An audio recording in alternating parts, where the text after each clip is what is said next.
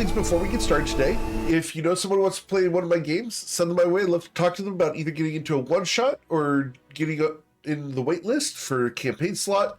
I am going to be running some one-shots this month, so look for those. There's going to be very few of them, but do watch for them. Those are going to be announced on Patreon first, and then in the Discord. Patreon's available over at patreon.com/GMEric. If you want to go check that out, get your name with the credits, etc., go over there. Also, the GMEric archives are over on YouTube, Facebook, and Instagram. There's also video clips over there. If you do watch them, do hit the thumbs up. It does help me out a ton. The clip contest is currently going on, and there's going to be a really cool prize that is not ready to be announced yet, but it is a really, really cool prize. So get those clips into the clip contest channel in Discord and be automatically entered for a chance at that drawing at the end of the month. Lastly, on the website, we do have the Holiday Iris magnets. If you have one of these magnets on your fridge, you're guaranteed to not see any rust monsters near your fridge, near your car, etc. If you do see a rust monster, take a picture of it, and I will give you your money back on your magnet. Otherwise, guys, let's get you guys started, because you guys can play some D&D, and it is that time. Because we got so much to cover today. You guys are adventuring in the lands of Toivoa.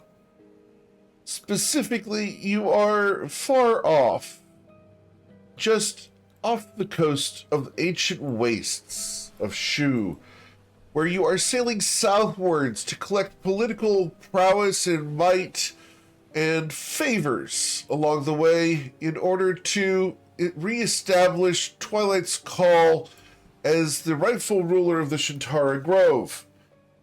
You need to make some political allies and assist in finding ways to close portals that have formed around Toivoa from the Fey Realms to here.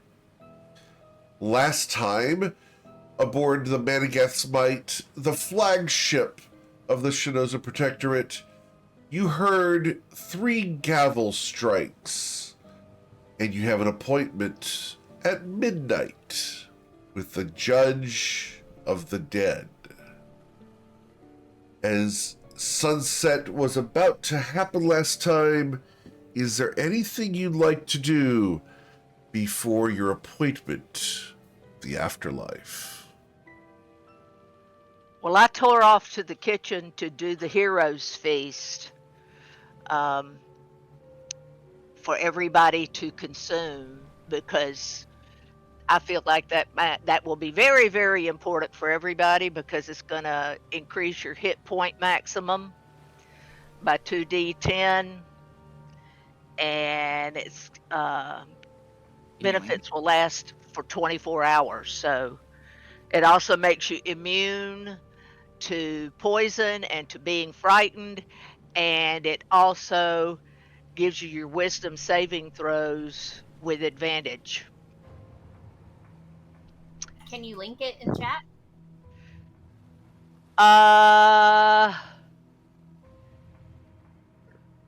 Yeah, if you would. Good. Because my God directed me to do this. One moment. There you go. There you go. So everybody would need to do the 2d10 to add the hit points for 24 hours. Okay. I take some of the heroes feast.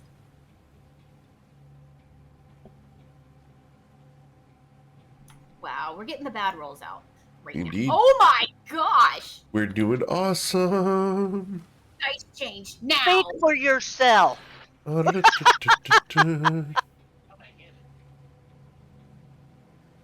So Ayla's got some extra hit points. However, we almost got a 666 there. That was going to be beautiful. Winkle and I looked out. I don't think lucked out is what happened there. I think got lucky is what happened there.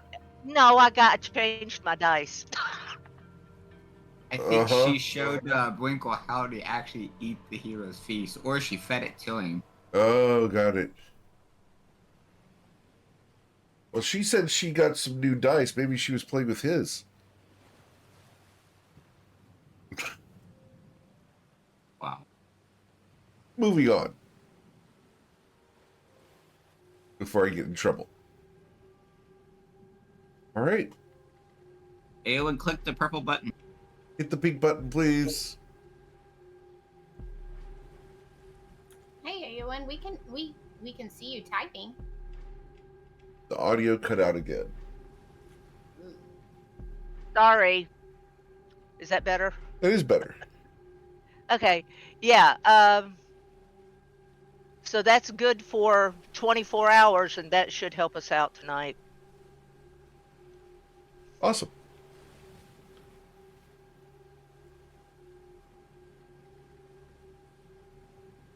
Cool. Any other preparations you guys would like to do before the moon rises to its zenith? So at 11:59, I will cast a performance enhancement on myself. On yourself. Interesting choice. Largely because I'm probably going to get myself into trouble and I need a way out of it. And I trust in the rest of my companions, especially with my wife, and being able to handle themselves. I know myself and my ability to get my ass into trouble, so yeah. Very well. Lauren, is there anything you'd like to do?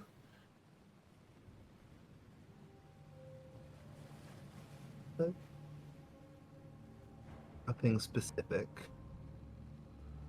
Okay. All right. But it's to shore up one of my least high stats, and so it was going to be on intelligence. So Twilight's going to receive Fox's Cunning. Excellent. All right. Well, as the ship sails through the midnight waters, the air grows colder. The stars above begin to dim, their light swallowed by a veil of swirling mist.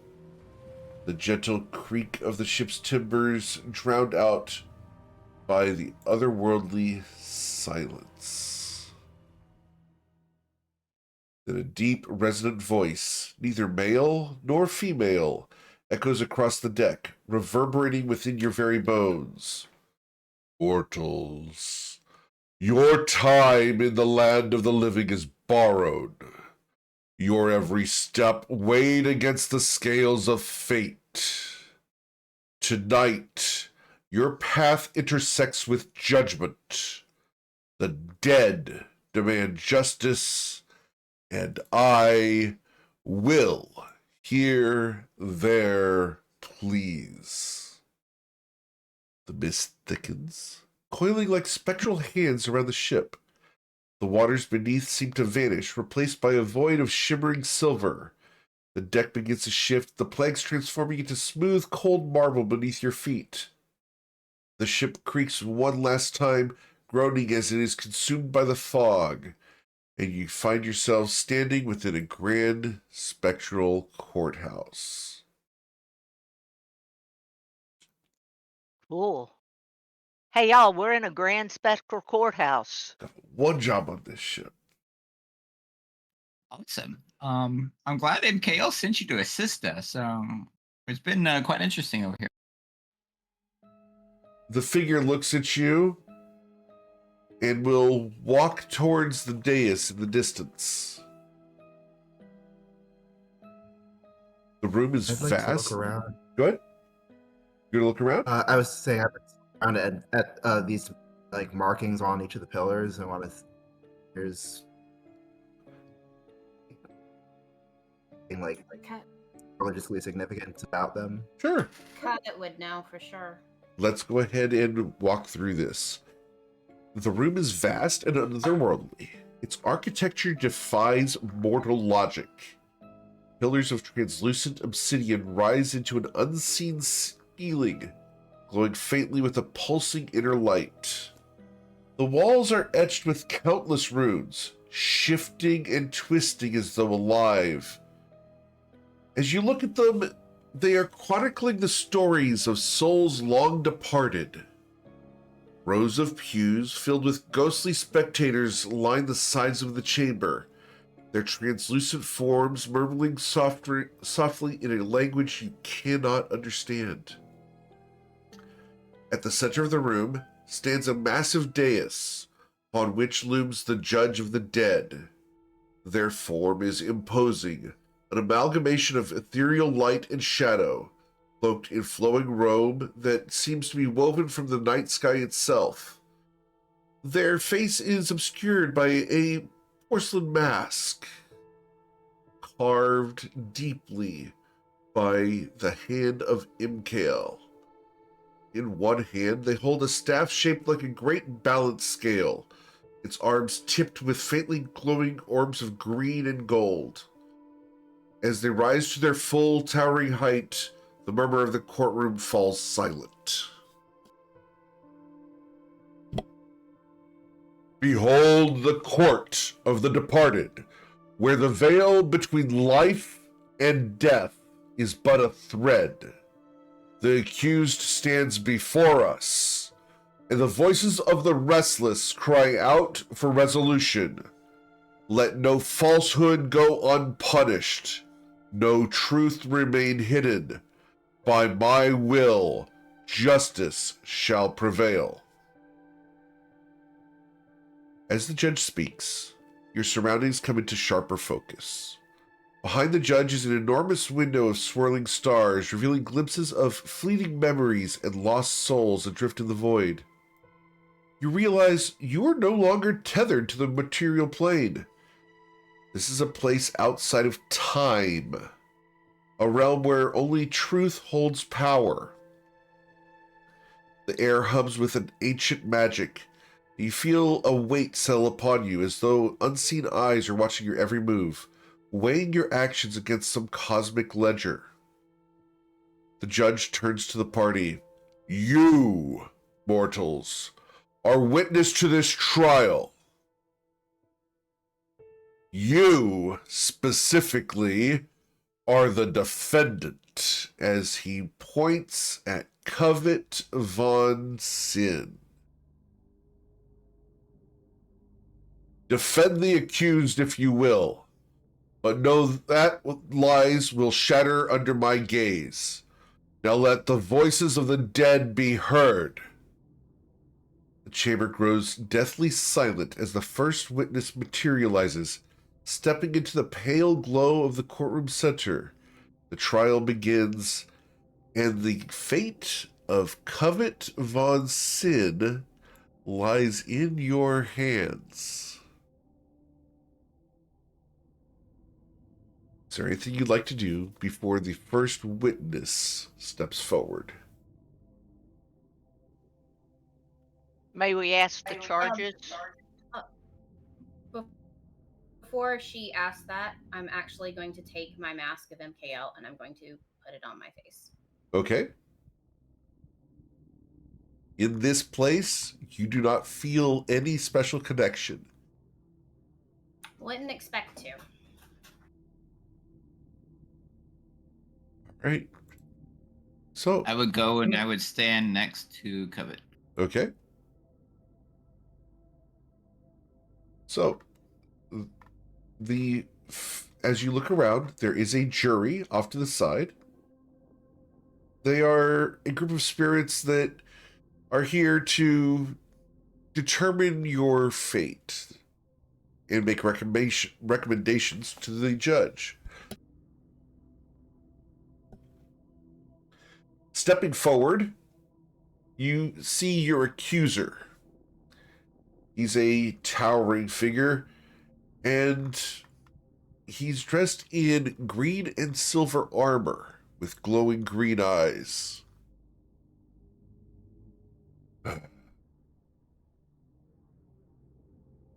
Would Covet recognize this person at all?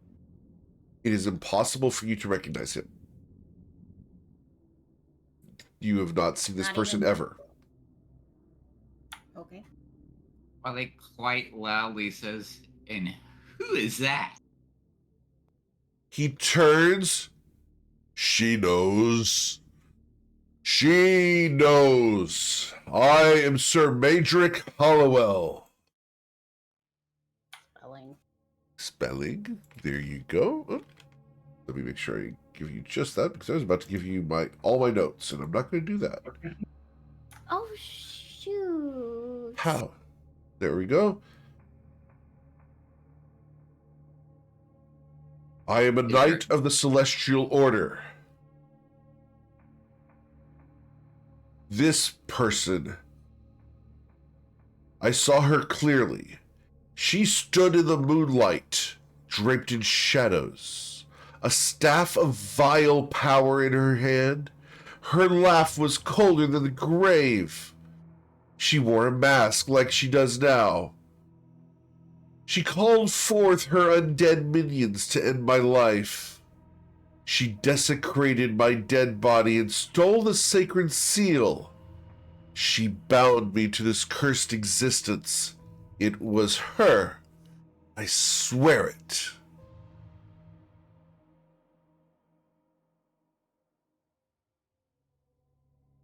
The testimony has been heard. Do you wish to question the witness? When was this?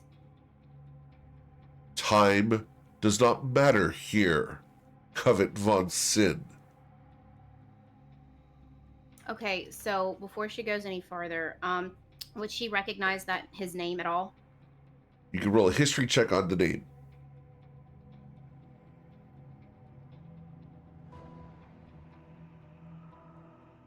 With the 25, you've heard the Hallowells. You've heard of them. They exist in Fluiden, far to the south, in Toivoa. They're a offshoot of the Sultan and one of the major political powers there. But you don't know much about them, just the name. It was in your research of that area that you managed to get a little mention of them.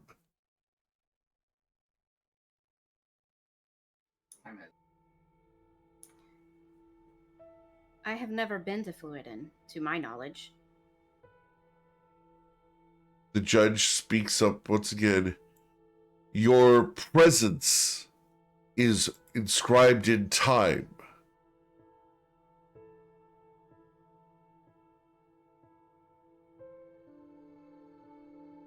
So you speak of actions in the future that have yet to transpire? The knight repeats, I saw you clearly, standing in the moonlight, dressed as you are now, with a staff of vile power in your hand, a mask looking exactly like the one you have, dressed in the armor you have now. You called upon many undead minions to end my life, and stole the sacred seal. What seal? And don't just say sacred. I'm talking about what specific seal? The seal of Hollowell. Surely you're hiding it now.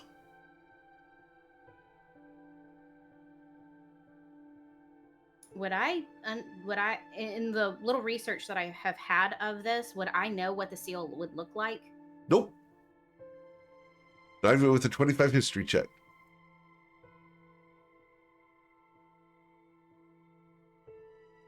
And what is this staff? What does it look like? The staff was tall. It had a skull on the top of it. It was hideous to behold. And actually, I'm going to go ahead and have him conjure an image as the judge is going to take the description of the staff. One moment. Where did my staff go? Because I did think we were going to ask what it looked like. 1 second. I have to go pull that up. Because... where did it go? I'm sorry, guys. This does matter, and I didn't think we were going to ask that question. I am nothing but thorough. You know this. I know. And this is excellent. I love it. I just have to find that specific item, and it's befuddling me because I have this. Come on.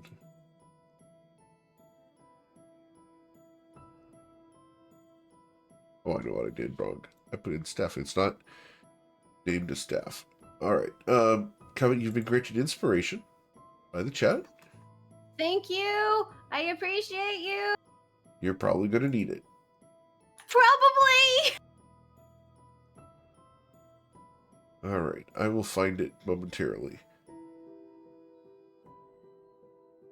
I will get you that image in just a moment. I can send that image to you in Discord real quick. Oh, I know what it is. Here we go. There we go. I just forgot the name of it, and so this is what the staff looks like. There you go.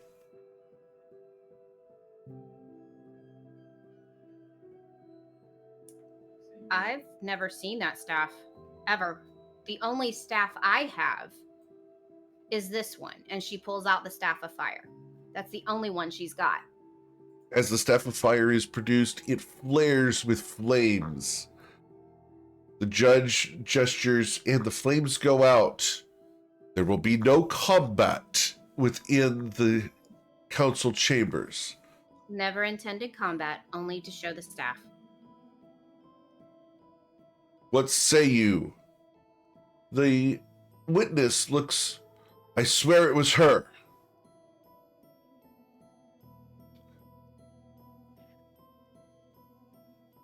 GM, Yes.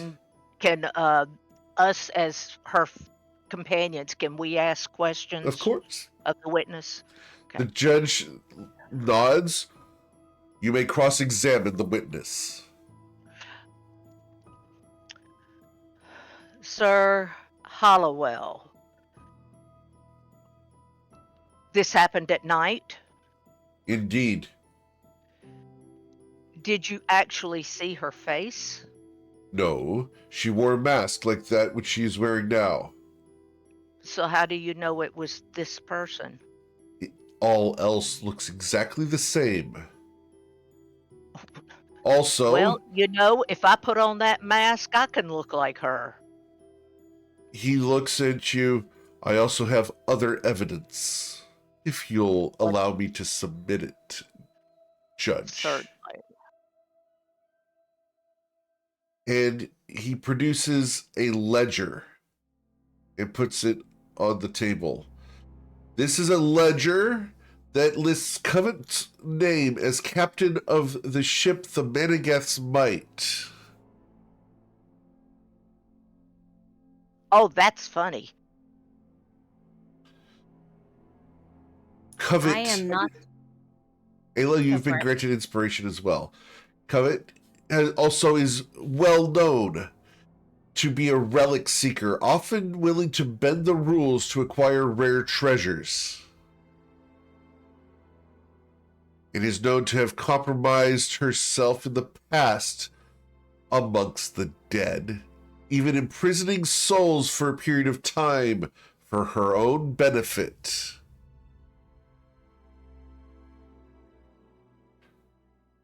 Lastly, other witnesses also recall seeing a woman matching your description leaving the mainland shortly after my death. I can call these witnesses if you would like to speak to them. Let's address this ledger first. Where did you get this ledger from?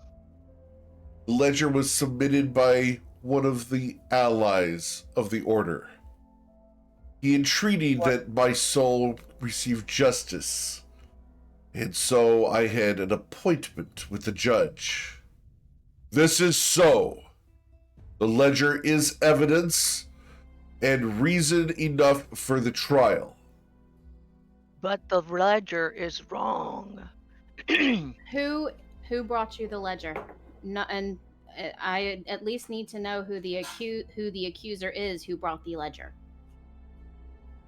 The accuser was Ithara, which is a local maiden. And I'll put her name in chat for you there.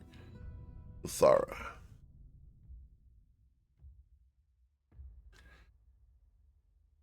I would like Your to... Honor, Go ahead. Go ahead. excuse me, I was going to say, Your Honor, I would like to introduce to you the real owner of the ship. I will listen, but do you have documentation as to this fact? It is on the ship, I am certain, but may I introduce you the ambassador of the Sholazan Protectorate, is Lauren Sholazan. Okay. She is the true owner of the ship. Of the protect. Yeah. Lauren, She would you respond to this? You're not involved yet. Are you willing to bring the Protectorate into this? He speaks truly. Interesting. We have two truths.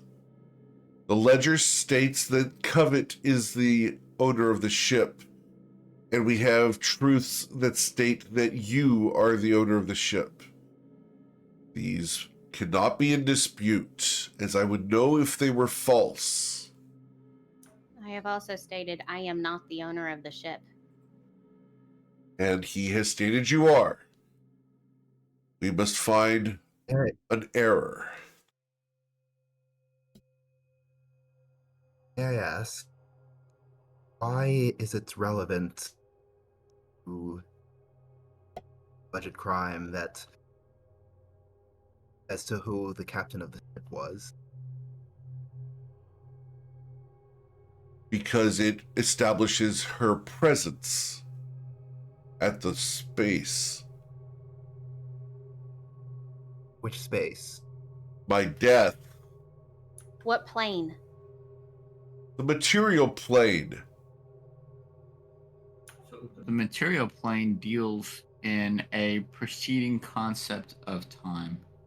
The specification of your death is at a time period yet to occur on the material plane, as we have not been at that location to date. The judge shakes his head. Temporal mechanics do not matter here. So she's being judged for a decision not yet to have been made in the concept of free will? Indeed. It is a decision she has made in the future. So you were saying she has no free will, that she has to make this decision. If you have stated that she made the decision one way or the other, you implicate her. We must find whether she is actually the one involved or not. Mr. Hollowell, your full testimony, please. The Revenant steps forward, his ethereal armor clinking faintly. His green, fiery eyes lock onto Covet, his voice quivering with righteous anger and sorrow. I was a knight of the Celestial Order, sworn to guard the sanctity of the Hollowell tomb, the resting place of my ancestors. For centuries, the sacred seal lay undisturbed, a relic of divine power, entrusted to our line to ensure the balance of life and death. But that night, she came, he points at Covet, and all was lost. I was patrolling the perimeter under the pale light of the moon when I heard a sound, soft at first, like a whisper carried on the breeze. Then it grew, a sickly chant in her voice that clawed at the edges of my mind. I approached cautiously, my blade drawn, and there she was. A woman, cloaked in darkness. Draconic wings extended outwards from her back to blot out the stars. Her form was lit by the unholy glow of necromantic runes etched into the ground around her. She stood at the tomb's entrance. Her very pale hand, the one that she now clenches, was clutching the sacred seal, wrenching it free from its rightful place. He pauses, a faint shimmer of ghostly flame flaring around his armor as his anger intensifies. She turned to face me, her eyes cold and calculating as they are now behind this mask. There was no remorse, no hesitation. She raised her staff. Yes, I remember it well, a vile thing of bone encrusted with green gems, humming with deathly energy, and spoke a word I cannot repeat. The ground trembled, and skeletal hands burst forth, clawing at the earth as her minions rose to obey her command. I fought bravely, striking down those abominations as best I could, but there were too many, and then I felt the cold hand of death grip my heart. She struck me down with her magic, a curse woven into the very essence of her spell. My spirit was ripped from my body, bound in chains of agony, tethered to this unholy existence. I am not alive. I am not dead. I am her thrall, abandoned to this torment when my purpose was served. His gaze burns into covet. She desecrated my body, looted my tomb, and stole the sacred seal. My honor, my rest, and my peace, all shattered by her greed and ambition. My Lord Judge, I beg of you, look into her eyes and see the truth of what I say. She is and will be a blight upon the balance we swore to protect. Let justice be done. He steps back, his spectral form trembling with emotion, awaiting the party's defense. This is all very interesting.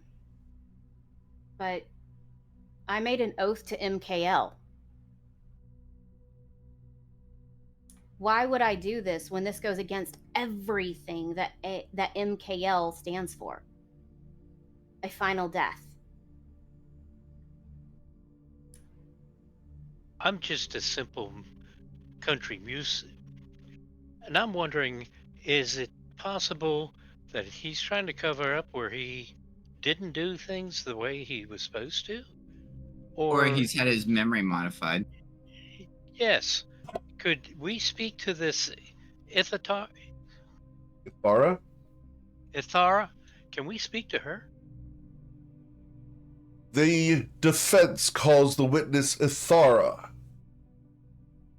a spectral form, a little translucent elven maiden, her form flickering faintly as though she's caught between the planes, her eyes filled with sorrow, and she clutches a spectral pendant that radiates faint magical energy, appears on the witness stand. Hello?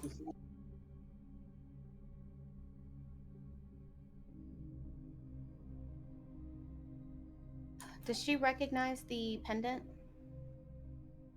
Roll a history check. Do any of us recognize the pendant? You guys can roll history checks. 19. 19. A 4, 5, no. Ayla and Covet.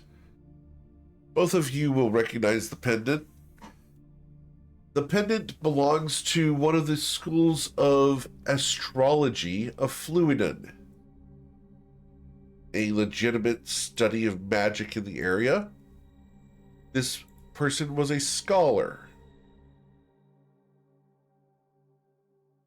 It's not a magical trinket more than just the fact that it lights up and shows the constellation that the person's thinking of. It's more of a, frankly, a school ID. to allow her into specific mage towers. As the elven maiden sits down at the witness stand, the judge looks. Tell the truth, or be shattered. She nods.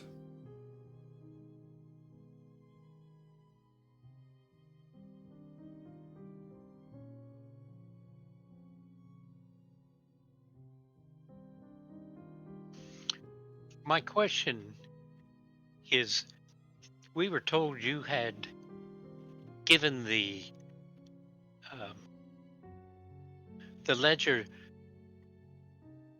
to this being here, and I was wondering, how did you come in contact with that ledger? Uh, I was wandering the edges of the ethereal plane, performing a lesson. And I do this when I feel lost and I'm looking for direction.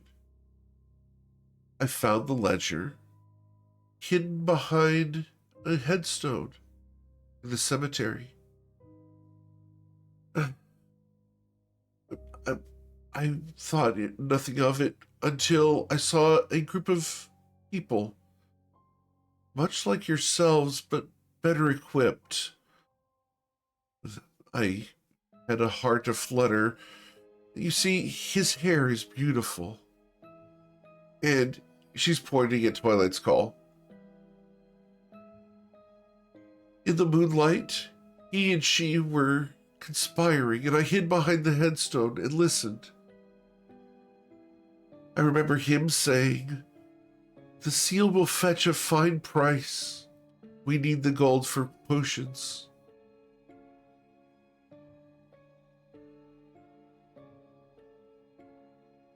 By any way, do you happen to know what headstone that was behind?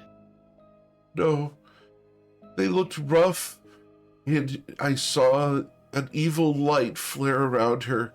I saw the skeletons and the hands retreating into the soil, so I fled. I entered the ethereal plane and escaped, only to be met by a monster that consumed me. What monster?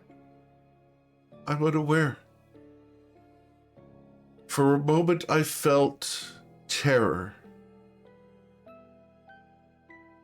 And she is going to recall the image of the monster. She doesn't know what it looks like, or doesn't know what it is, but we will display an image of the monster for you guys.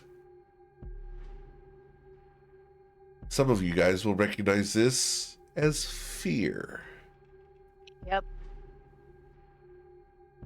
Fear was removed from the mountain. Yes, it was. It is fair.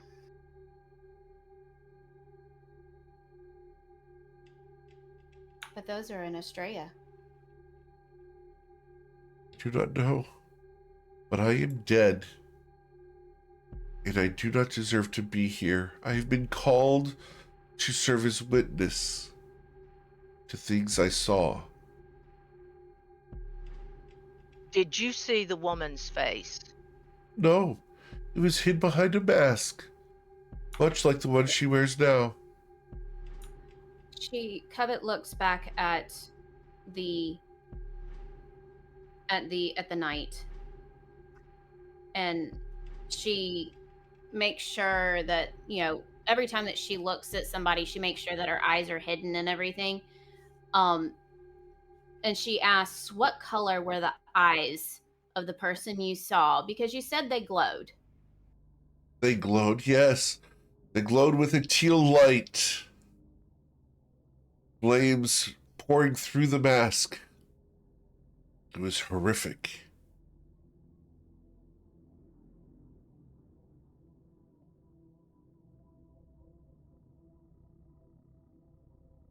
The judge demands, Is there any other questions for Ithara, or shall we let her spirit rest in peace?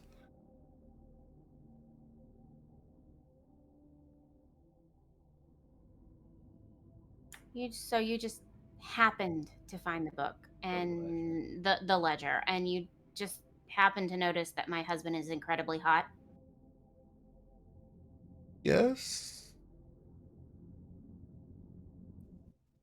How many people keep ledgers laying around in the cemetery? That's a very good question. I did find it. Not I have 40 no doubt. feet from them. I have no doubt you did, but it certainly sounds like it was placed there. Did you see anybody previously while you were going in that area? I see many people, but these people seemed quite frightful. I saw you there as well. A large, shadowed moose. But you look different. You look Because kinder what? now. You look like a friend I could have. At the time, you looked terrifying, demonic in nature. Breathed in shadows. A spell lay upon you. I knew it as a deception, but I did not know from whom.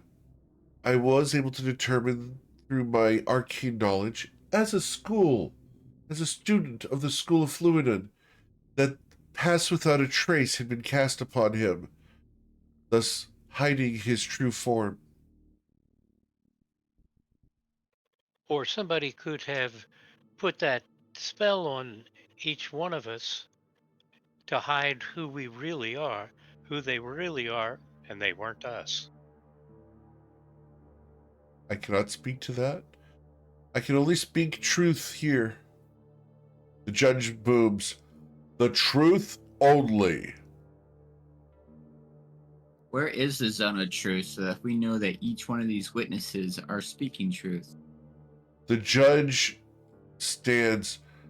I am truth. You are on the plane of truth. There will be no lies here. Should a lie And be yet we told, their existence will be shattered and ended. And yet we already have conflict in each of the statements from each of these witnesses presented already. And none of us have been shattered. We're all telling the truth. So how So can all of these absolutes be true? there must be another truth that we are not seeing.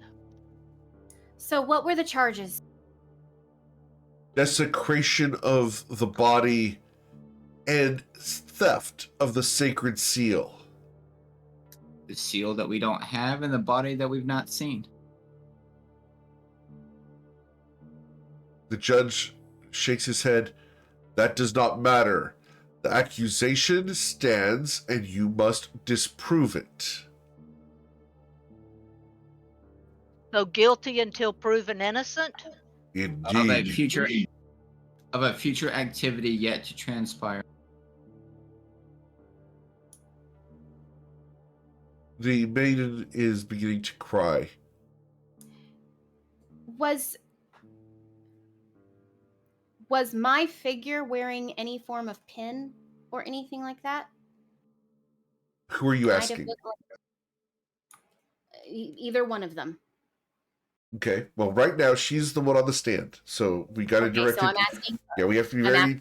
We're going through the whole law thing here. Okay, so I'm asking her. Was she wearing a pin? A pin in her hair? Yes. But I don't recall any special pin, no. What did the pin look like? It was jeweled. A beautiful jade wrapped in gold and silver. It looked like a small wyvern or small drake. maybe a dragon?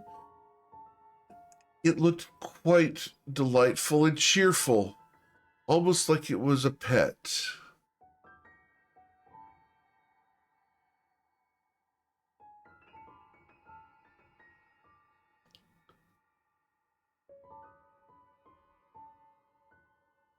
So here we've got an attack on this in the desecration of a body and a seal, which conflicting stories as to when the seal was acquired. We've got a young lady here on the stand who says she saw something from afar at night for both occurrences, recognizes my glorious hair, but cannot confirm whether or not Covet was Covet, just happens to find a ledger, just happens to pass it off to somebody who just happens to want to present something before the judge, all while spinning tales of a time that has yet to be occurred with the free will completely wrapped up without the evidence of choice through the threads of fate.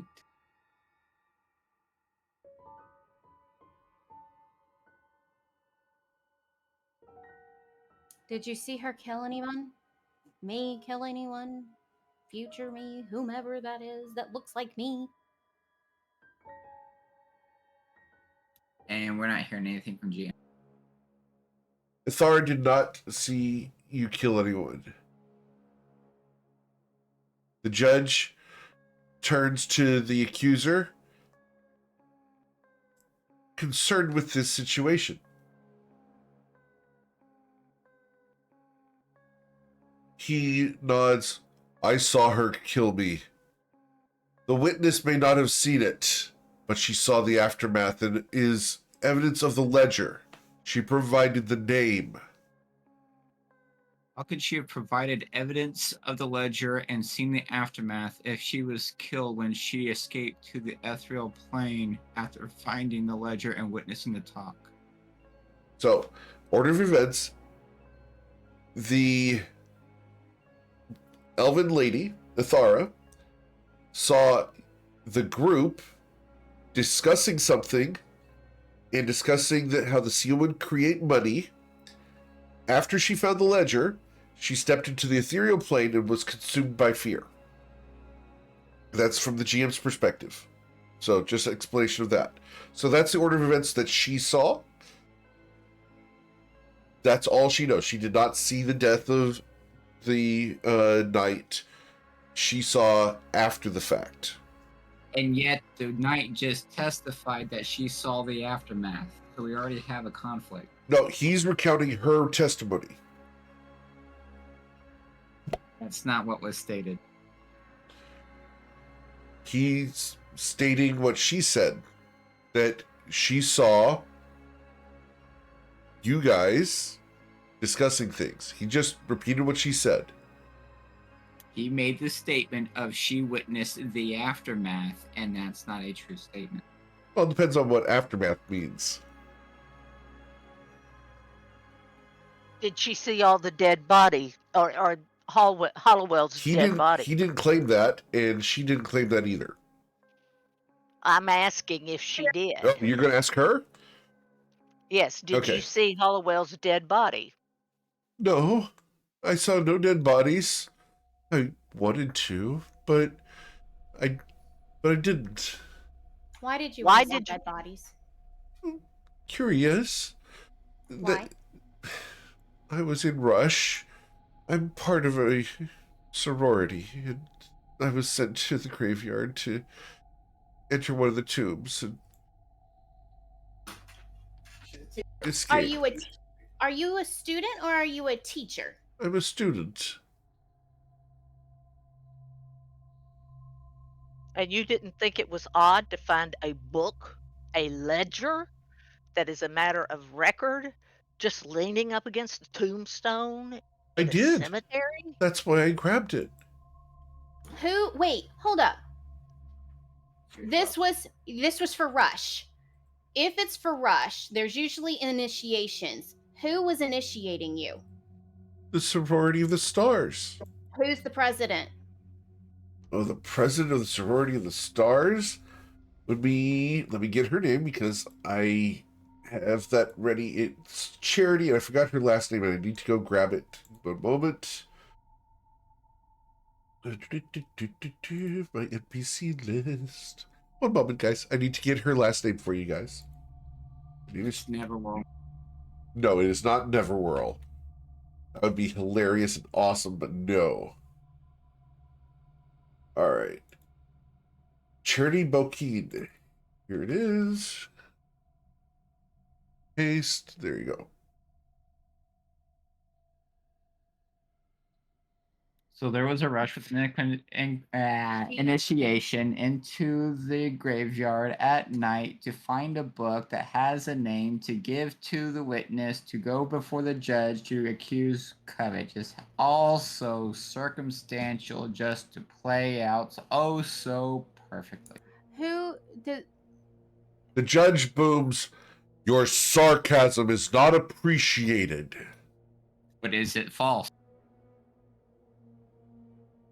He looks at the accuser.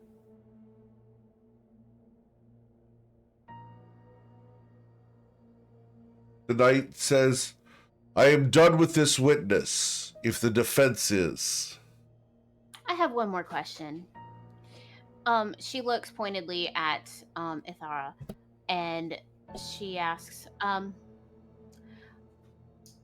was Charity just happen to be, I don't know, a legacy like of the sorority or of the school? Did she have anybody before her come to the school that that you were a part of before you became deceased? Oh, yes.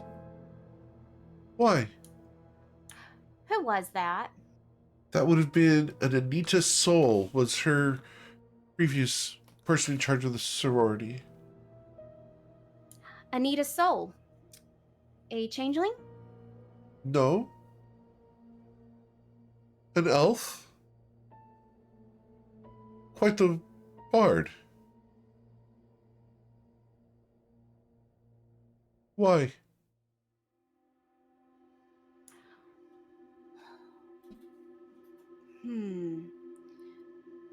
That is interesting. That is very, very interesting.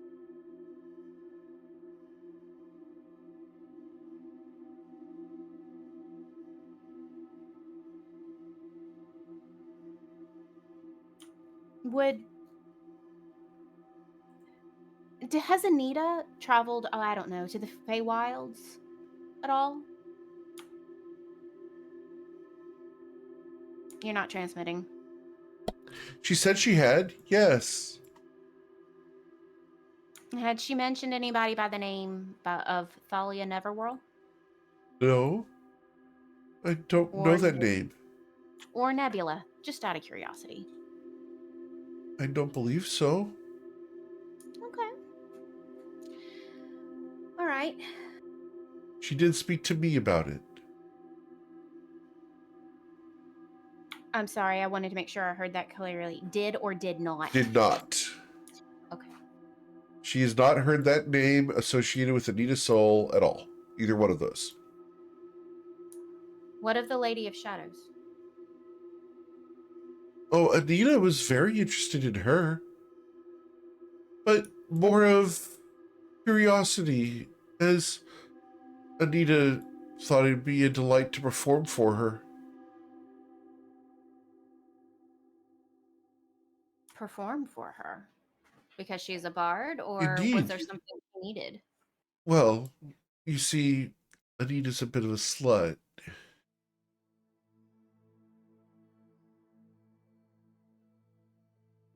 Okay. I see. I have one more question. What was it you were supposed to do in the cemetery as part of your rush proceedings? I was supposed to make my way into one of the tombs and kiss a corpse. Which tomb? Didn't matter. But I was supposed to take a friend and I couldn't, so I was just going to go and kiss the corpse and bring back evidence in the form of a finger. Did you happen to know Drake Crystal Glow? She looks at the name Drake Crystal Glow. I have to go check if she would have. One moment. Would she have known Drake? No, she would not have known Drake Crystal Glow. No. I'm sorry. No, I don't know that name.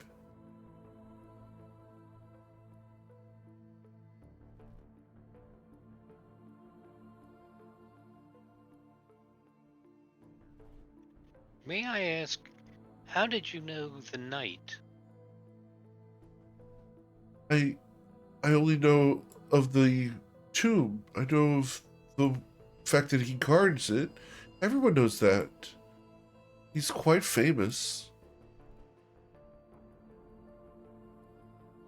Why are you so famous? Why is he famous? He's famous because he's been guarding the Hollowell reliquary for years. And that makes somebody famous? When there's one armed and armored knight in a graveyard, he's kind of a bit of a mystery, and he kind of gets famous for being there. You see, some of the girls really dig the fact that he walks in the graveyard at night, dressed in armor. It's kind of this vampire type fascination with the revenants. Oh. You've never thought that the dead were interesting? Not like that, but I understand each person has their own likes and dislikes. Just to clarify, GM, did he, sir, Yes? call me did he say that he was a thrall? Yes. Bound after the fact. And he said you had wings. Well, I my armor has wings, Okay. but I'm no vampire.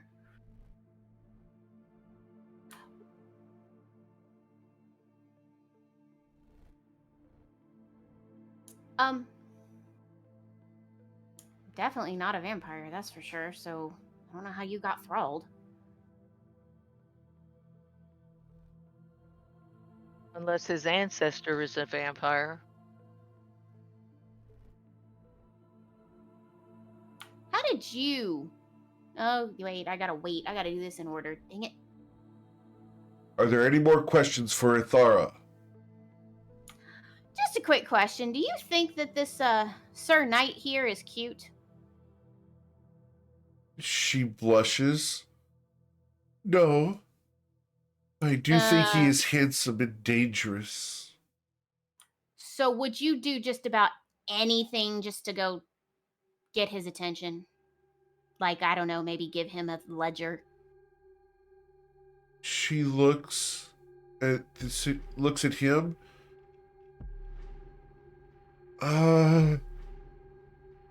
Ooh. Would she do that? I suppose I would. So you admit that you would do anything to get this guy's attention, including impugn somebody else's reputation? And just to get a finger? She blushes. Yes. I would do anything. So did you get your finger? No. I didn't.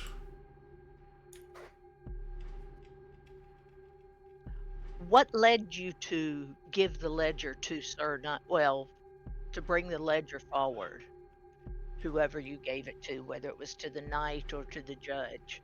What led you to bring it forward? I mean, how did you make a connection? I knew that Mr. Sir Hallwell was on trial. And I had this ledger, and I knew that he went missing that night. Okay, so when did you give him the ledger? I presented it to the court. I'm only here to present testimony and evidence. Did you deliver that before or after you were eaten by fear? After. You were here. Did you have the ledger on you when you died? Yes. Or was it next to your body? Because I don't know of anybody who would be clutching a ledger for very long. As I stated, I was stepping between the ethereal planes. I died while on the ethereal plane, not on the material one. With a material ledger in your hand. Yes, it's a simple magic to transfer material objects into the ethereal plane.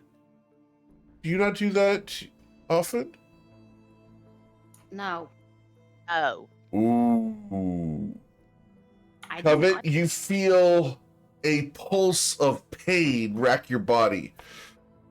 Every single time that you do your misty step, you're passing through the ethereal plane. I didn't know that. Right. Kath, the Claire didn't know that. Yep. Okay. Okay. All right. So can I retract that Sure. and be like, because she would know that, Player does not. Understood. Okay. Okay. So, all right. So, okay.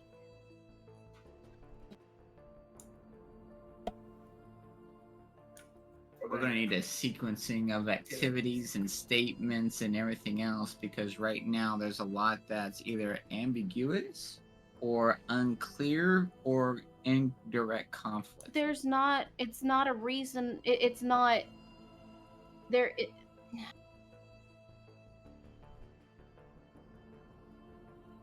don't think it's her that's the problem. It's somebody else. Oh, it's somebody that's masquerading, absolutely. It's probably a changeling or some type of major image. It's somebody that's got a bone to pick.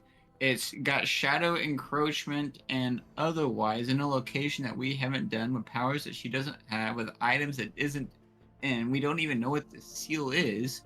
And they're talking about the whole minority report of actions potentially in the future. And it's hard to counteract something that hasn't occurred yet when you don't have the full steps and when the witnesses are in direct conflict with each other.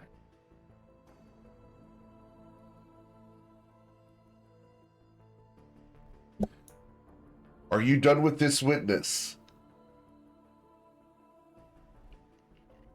Yes, with the option to recall. Very well.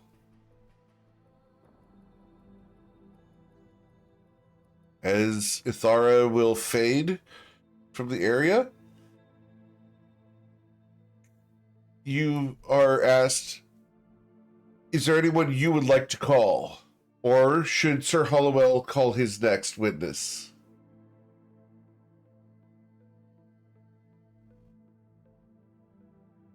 We need to have a submission of an order of events and activities documented, written down for the purposes of observing and understanding, and then to align the statements of the witnesses associated with said statement and testimony as presented by the accused. You are asking for us to perform the trial for you. Absolutely not. I'm asking him to document what his accusation is, as he has the burden of proof. I have already stated my testimony stands as truth. I saw a woman exactly like her kill me. Okay, continue. I'm sorry? Allegedly. All right, continue. Kill me and bind me, desecrate my corpse, and steal the seal. And yet you stated that she already had the seal before you were killed. You're already in conflict. No, he never said that. Oh, absolutely he did. I can go back and check it. Absolutely. He did. He did. See. Let me go check, because if I messed up, that's going to be on Eric. Why Twitch chat has written down as a sequencing and order of activities, because right now it is in direct conflict. So she desecrated my body, looted my tomb, and stole the sacred seal. Here is the exact text that I read. So, paste. His first claim said that There you she go. defeated Covet defeated him and took the seal from him afterward. But then he stated that he was holding it beforehand and defeated him and then took it. So he had it, got defeated, and she took it.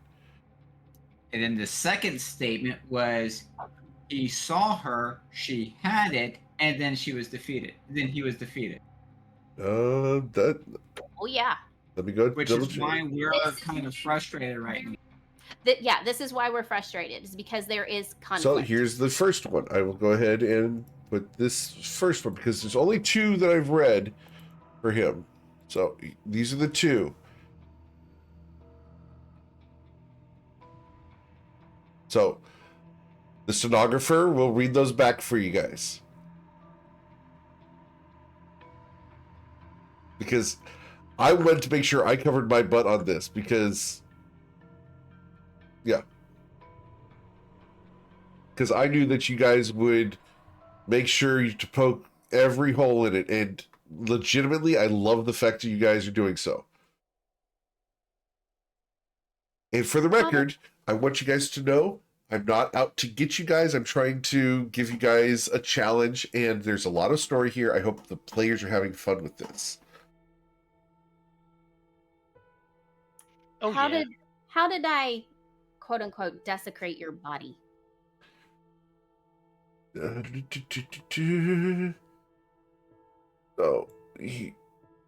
I will put that in here. He repeats. Let me make sure I get that exact phrase here because we're getting good, which is awesome. So, you desecrated my body by striking me down and cursing me. My spirit was ripped from my body, bound in chains of agony, tethered to this unholy existence. I am not alive, not dead. I am her thrall, abandoned to this torment when my purpose was served. She desecrated my body, looted my tomb, and stole the sacred seal. You kicked it, knocked it apart, broke it. It was no longer just a body.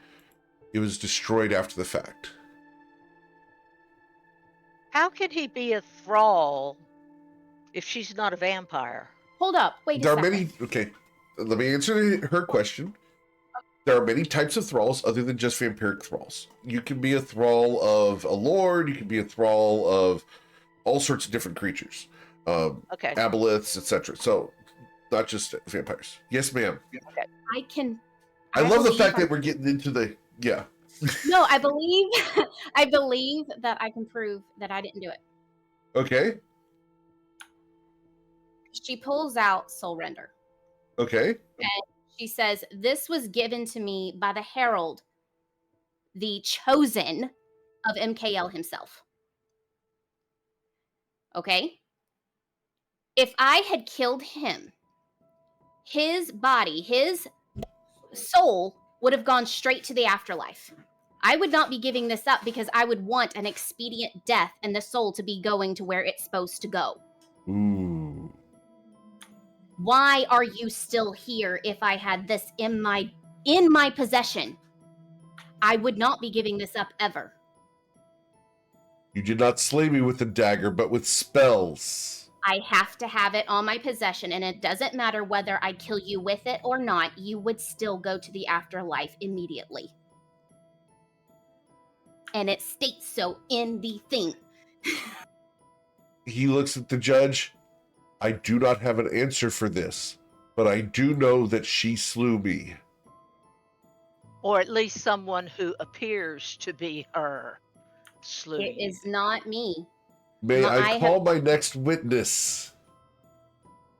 She looks at Twilight and Islaren and everyone. Is everybody done? For All now. right. For now. I'm going to do a As you- quick GM check. Are all the players okay? Yes. Are you okay as a player, Covet? I'm getting there. We'll see. Do we need to I stop? take it very personally. We're good. We're fine. Let's keep going. All right. Fine. Do we need to stop? Because we can stop. Nope. Okay. All right. I still want to defend myself. This Okay. is something that's very personal to me in real life, Okay. and I want to defend myself. Valid. And you're doing a great job of it, for the record. All right? Okay. I want to make sure that we're able to separate Covet from the player. Yep, we're good. All right. This is not intended to jump on your case as a player. You, as far as I know, have not gone and made undead thralls of people in cemeteries, etc. You know of, but no. Okay. So, just checking. I know We're good. Twilight's AFK at the moment, but No, he Winkle, had to do dad things. okay, Winkle, are you okay as a player? Yep, I'm good. All right, Ayla, you okay as a player? All right, Islard, you okay as a player? Yes. And Aowen, are you okay as a player? I really feel like things aren't exactly adding up properly here, because Covet brings up a really good point. Indeed. And that's what trials are for. I feel like it's either a changeling or just a fabricated memory, because it doesn't really make sense to do that. Right. And we're getting there. We just have to go through the trial, which is awesome. You guys are doing amazing. We're just getting through the story and getting you guys through the process. He's not ready to judge and make his ruling yet. So, cool? All right. We're going to go ahead and call the next witness. The next witness is called... I call Captain Jorvin Halloway, sailor extraordinaire and captain of the wild seas. Oh, Captain Holloway is a jovial but weathered ghost with a long translucent beard and a captain's tricorn hat, gone to the extreme. He has no direct allegiance, but he looks at the situation and nods. Oh, yes. Oh, welcome, everybody. I hope everyone's having a fantabular day. This is quite the serious and dour expression for everyone, isn't it? Oh, how terrible. And I will put his name in chat for you guys because I know someone's going to ask. There you go.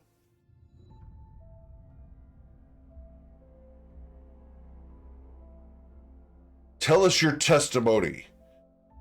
But yes. I remember the vessel clear as a summer breeze. A fine ship she was. Yes. Yes. Anchored in the cove not far from the tomb. In Fluiden, of course. Oh, beautiful ship. Only one like it. The Manigath's might was there. Yes. I did think it was odd, her being there, what with the rumors of restless spirits and cursed waters, and the fact that it was a protectorate ship far from its home. I did think it was odd. But then I did see her on the shore. I saw her barking orders to various people, ensuring that things were going one way and the other. There were crates being offloaded from the ship. The timing's no coincidence. She had to be involved. Why else would someone like the Manigath's might dock near the graveyard?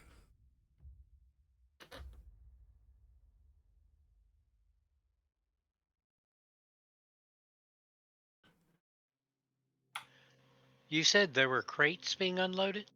Oh, yes. There's always crates being unloaded there in Fluida. Yes, in Cheddar Shadai, there are many crates being unloaded all the time. We have to import and export many goods.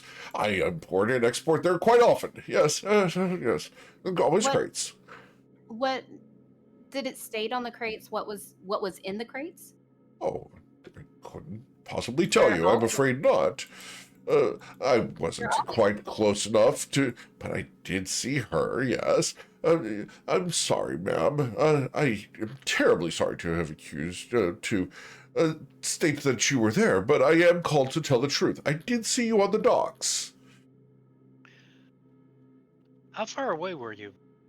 Oh, a good 200 to 300 feet. She's quite the dashing figure, especially with her beautiful hair and wings. Yes, it's quite distinct. My wings are hardly ever out, so that's odd. Number one. Well, Sounds like somebody wanted to make not to sure it was embarrass your husband, but your legs, my dear, are quite exquisite.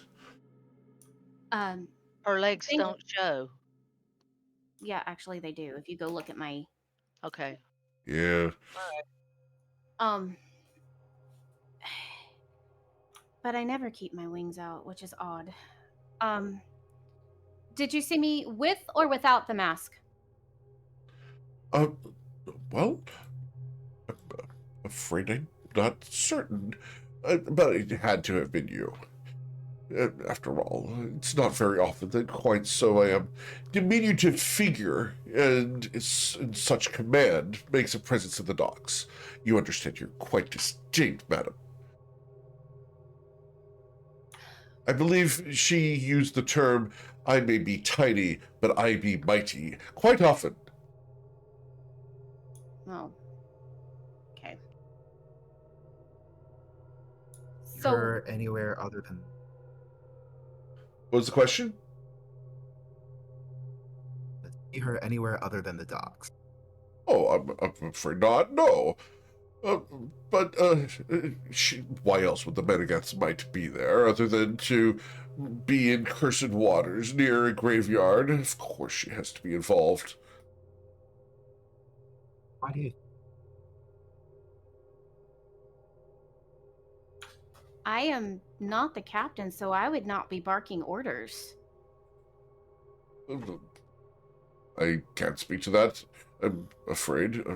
I didn't see you on the ship, of course. I only saw you on the docks directing people to go one place to the next. And, well, the Minotaur and the other people of your crew seem to follow your directions.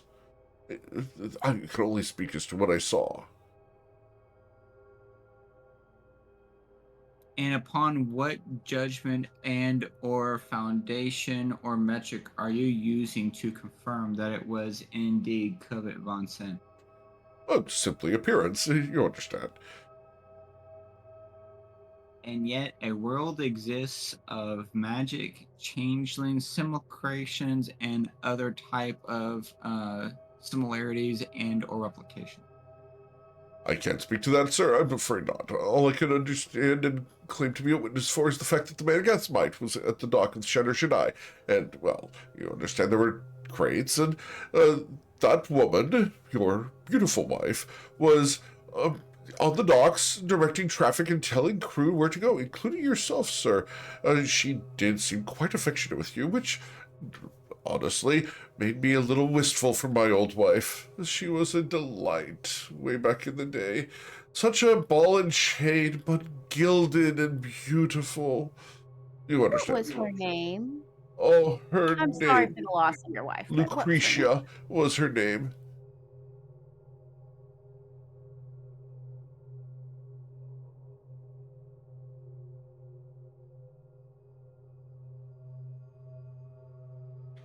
Is there any way possible to even think that maybe you made a mistake?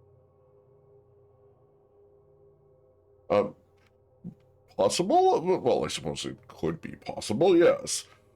I cannot lie, and so, yes, I must admit there is a possibility that I could have been mistaken. After all, I did not see her face. But Madagascar Might is a well-known ship, and she was Well-known quite the- ship. How do you know it? Everyone knows the Madagascar Might, the flagship what- of the Protectorate. And so, how is somebody who isn't a member of the Protectorate the commander, captain, owner giving orders of a ship for which a organization she does not belong to? Well, simple deduction. When someone is on the docks and directing all the crew to do things, I would assume that they would be in charge and thus be the captain. So what happens when you assume? Typically, you make an ass out of you and me. Granted, sir. I apologize for making an ass out of myself and of you. I do it with quite regularity. I don't need help from others. He nods and tips his hat. As do I, sirrah. We are in good company. So what relevance does this gentleman's testimony have to this, the justification of the accused? The relevance, sir, is that the ship belonging to Covet von Sin and matching the ledger were at the location on the time that the events took place. Your witness just stated that it was a protectorate ship. Covet isn't protectorate. What are your questions? And we have the ambassador of the protectorate with us. Duh. So explain this. Explain what? I don't give orders. It's not my ship. That's the captain's job. Okay, one moment. Hold on. GM Eric's gonna cut in here. Covet von Sin doesn't give orders on the ship ever? The only orders I give are in my berth to Twilight. Bull honky. Covet regularly gives orders all across the ship, telling people where to go, what to do, etc. That's perfectly valid. He makes suggestions. Oh, And suggestions. she asks for input when Yes. she does it. Yes. So it is This person was on the dock and was not asking for any input. This person was demanding. Not from this guy's perspective. It's more a set of guidelines. Okay. that was a trigger word. I love that. That was a reaction. That was a reaction. The guidelines. So, going back, if we watch the last 60-something episodes, very often, Covet will encourage enthusiastically a course of action. I like that. That's fair. Okay. And A couple of clarification questions. Before we get there, and this is GM Eric, we're not in character at the moment, could an outside observer watching your crew, your party, view enhanced encouragement as orders? Circumstantial at best. Valid. But yeah, I get it all the time. Yeah. No, Dad, you do it this way. To be fair, though, there's not a whole lot of people on the receiving end because Ayla and Buinkle are tearing up the galley. Eowyn's trying to remove childhood traumas. And we've got Romos and Islarin up on the quarterdeck. And then so there's nobody else to give orders to but Twilight. So, this enhanced encouragement, can we at least validate the fact that an outside observer may view enhanced encouragement as orders? Yes, dear. Yeah. Yes, dear. Okay. So, that being said, I love all of you guys. You guys are amazing. But this guy saw someone giving enhanced encouragement and viewed it as, move this over there. We really should get this over here. This belongs over here, etc. Okay, so here's my next question for him. Yeah. This is right next to the graveyard. You keep saying it's right next to the graveyard. Is this the same graveyard as Sir Ghost here, Thrall here, or is this a totally different graveyard? Oh, yes. It's quite nearby. It's within eyeshot of it. You can see it from the docks. It's not far. It's quite an extravagant little graveyard. Okay, so Just as a captain. I mean, how long have you been a captain, sir? I'm certain for quite some time, Oh. but how long? I had been a captain for 75 years. Well, that's a very impressive run as a captain. It was You're- until I fell aground and managed to accidentally ram my ship into a seawall. At which point I fell into the seawall and impaled myself upon my own forecastle. That sounds painful, but I do have a question. How Okay. good is your eyesight? How far off can you see? Oh, quite far. But I'm not distracted by beautiful ladies. You understand? Yeah, I have to go back because we have jumped past several people. So I have to go back to Ayla's questions because Ayla had some questions. Sorry. All good. Okay, I have 2 questions. One time, the first one is I love the passion. when you supposedly saw this lady on the docks, was it daytime or nighttime? It was daytime, yes. It was Daytime. approximately 4 o'clock in the afternoon. The sun was quite bright. There were no clouds in the sky. It was quite distinct. You see, not very many people dress as elaborately as this young lady, and yourself, madam, you are quite exquisite. Well, thank you, sir.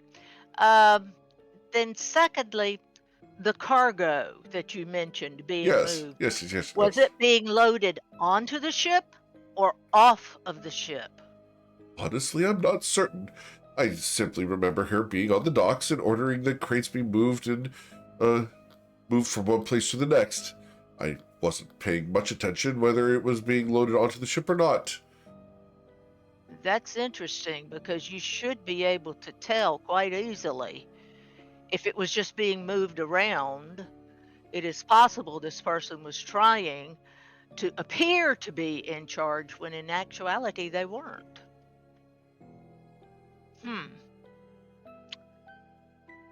Could you tell what the cargo was? I'm afraid not. No, as I testified earlier, I did not know. I could not tell. They were in crates, and I could not see any labels from my ship. I was quite distant at 200 feet or so.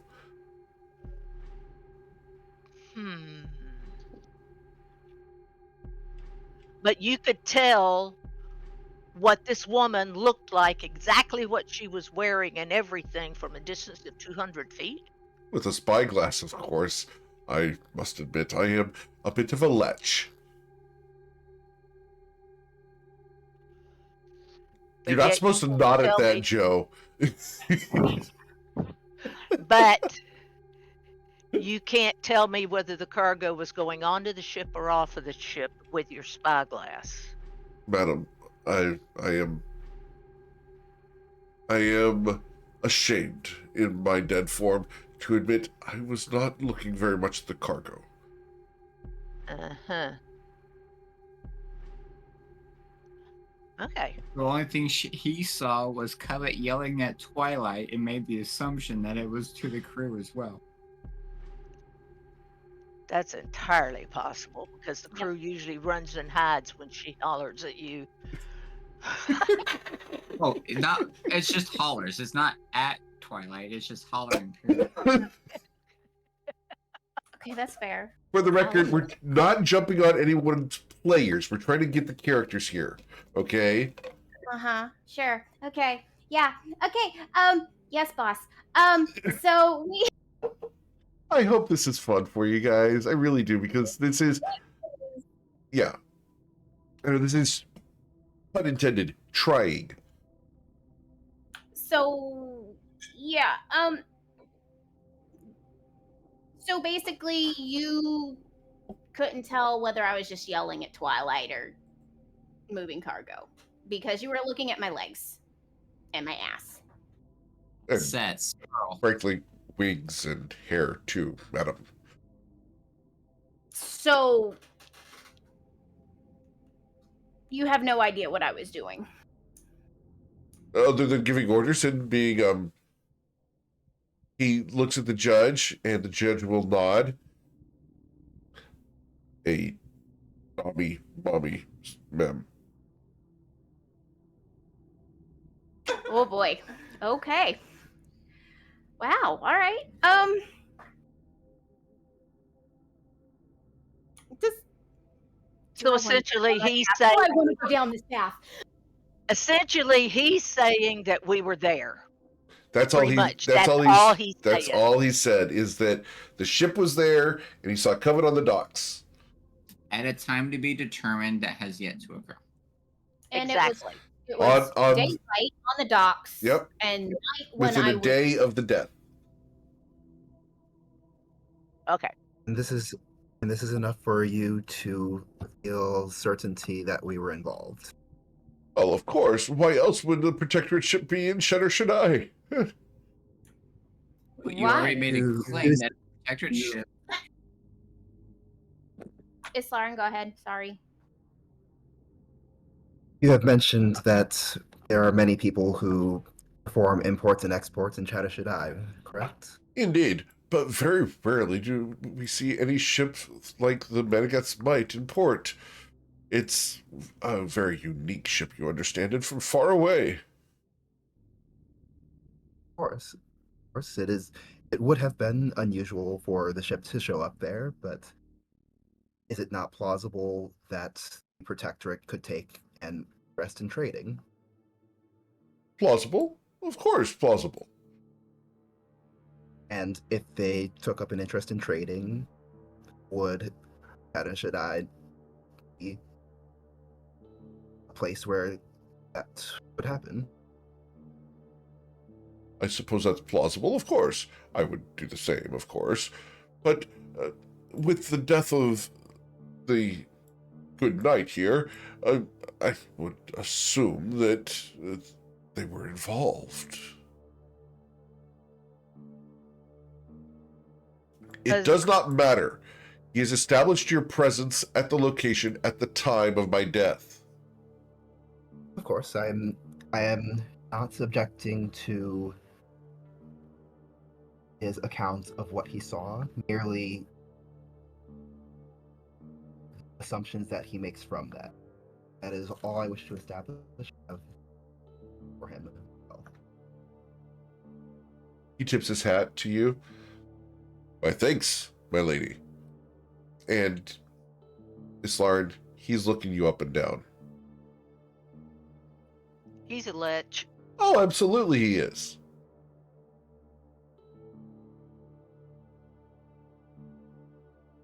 The judge asks, are there any more questions for the captain, Jorvin Halloway?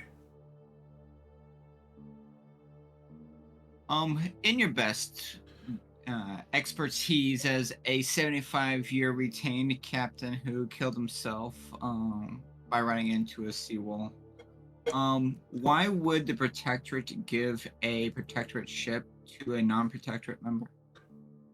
Oh, I couldn't speak to that, I'm afraid. I'm not part of the Protectorate. In fact, I tried to keep very far away, which is kind of why I was observing the person in charge. I assumed that she was in charge of the ship as she was the one barking orders. Oh, why? Why do I not engage with the Protectorate? Absolutely. That doesn't matter. Yeah. Of course it does. The Protectorate is an empire. And you understand that I'm not exactly a fan of that form of government. I prefer to serve the Sultan and fly under the Sultan's flag. And so, an empire who prides itself of being the mastery of the seas, trying to Mastery of the guard northern seas, sir. They have no influence down here save through threats and distant rumors. And they would lessen that influence by giving the flagship of their fleet to a non-Protectorate member? That's why I thought it was odd. Well, you already stated it was an assumption, and now you've already stated that it was odd, that the logic is fallacy, and yet you stand here as a subject matter expertise and a witness of events. I'm not sure how much of an expert I am, other than... We concur I'm with the informed. acknowledgement of the witness that he is not an expert and should not be privy to these trials. Real quick, what language was I shouting these orders in? Just out of curiosity. Oh, quite common. Yes, common. Was he speaking to people on the ship? I mean, was she speaking to people on the ship or only to people on the docks? I believe only people on the docks. But never to anybody on the ship. Not that I'm aware of. So she may not have been from that ship. That's valid, but it's very rare that people linger on the docks next to a ship that doesn't belong to them. Unless they're if they trying were- to make a scene. I mean, if they were handling her trunk of things and she was wanting them to be careful with it, why wouldn't she yell at them? Precisely. I believe that you and I are in agreement, Sarah. She was obviously making sure that things were being taken care of in an appropriate manner. She was being quite careful and assertive in the situation. I'm But not that certain has that it nothing was... to do with being the captain of the ship. That may be true, but I did not see anyone else sporting anything like such authority. Did you see anyone on the ship? Frankly, madam, I wasn't paying attention. So the ship could have been empty for all you know. Indeed. Uh-huh. My question is, you're obviously a great captain, Oh, and thank you, can sir. tell by the hat. Can Thank tell you. by the hat. Thank you.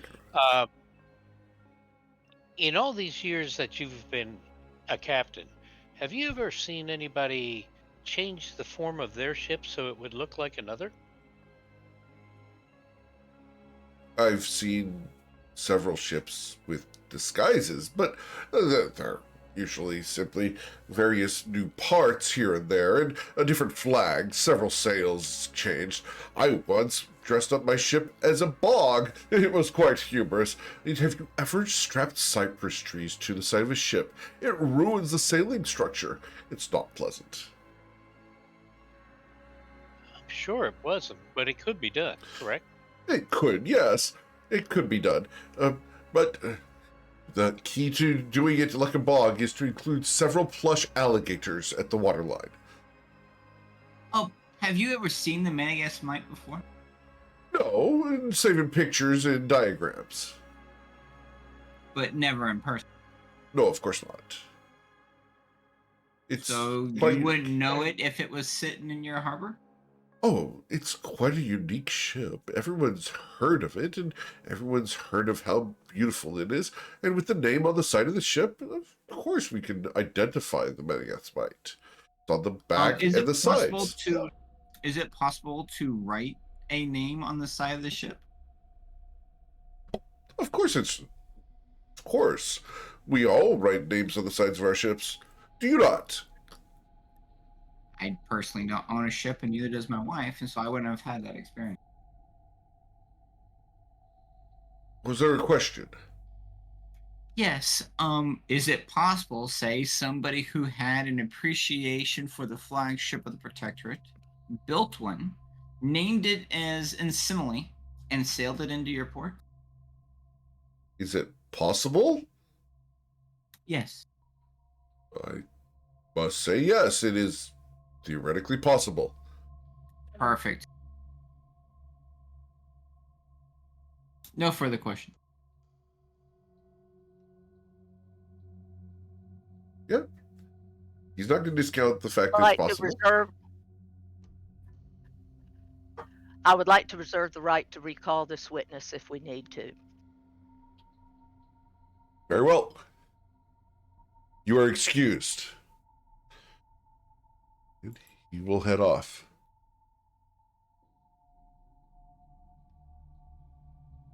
The next witness is going to be called.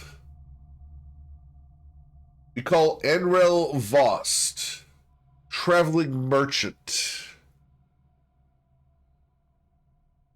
As he appears, this merchant seems foul-tempered, and he looks and scowls. Oh, I remember her well. Came into my shop late one evening, hood drawn tight.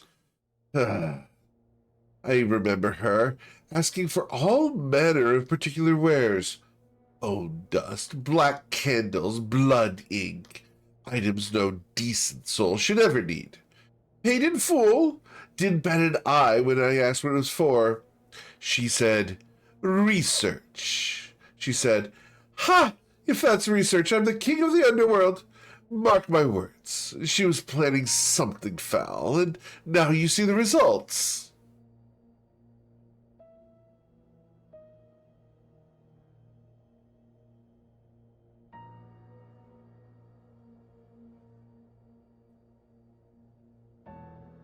Where is your shop located?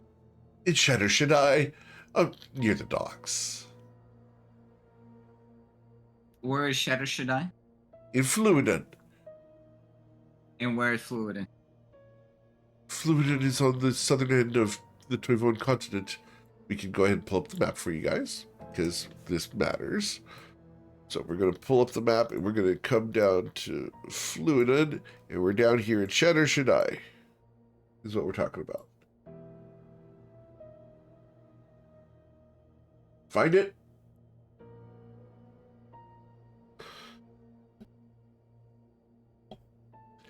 You doing okay, Kevin? We haven't made it down there yet. Okay. No, you have not made it down there yet. Yep. And it's actually in the city, not on the island. But yeah. Yeah, we haven't even made it to Shunju yet. Right. Just a quick question. Yes. Do you know anything about, I don't know, Sageos? Ooh, who are you asking? You asking the witness? Oh yeah, both of them actually. But at the moment, Yeah, we have to ask. pointedly- We have to ask the witness because pointedly as the witness. he looks at the situation, and that's when you realize there is no Fifth Amendment here.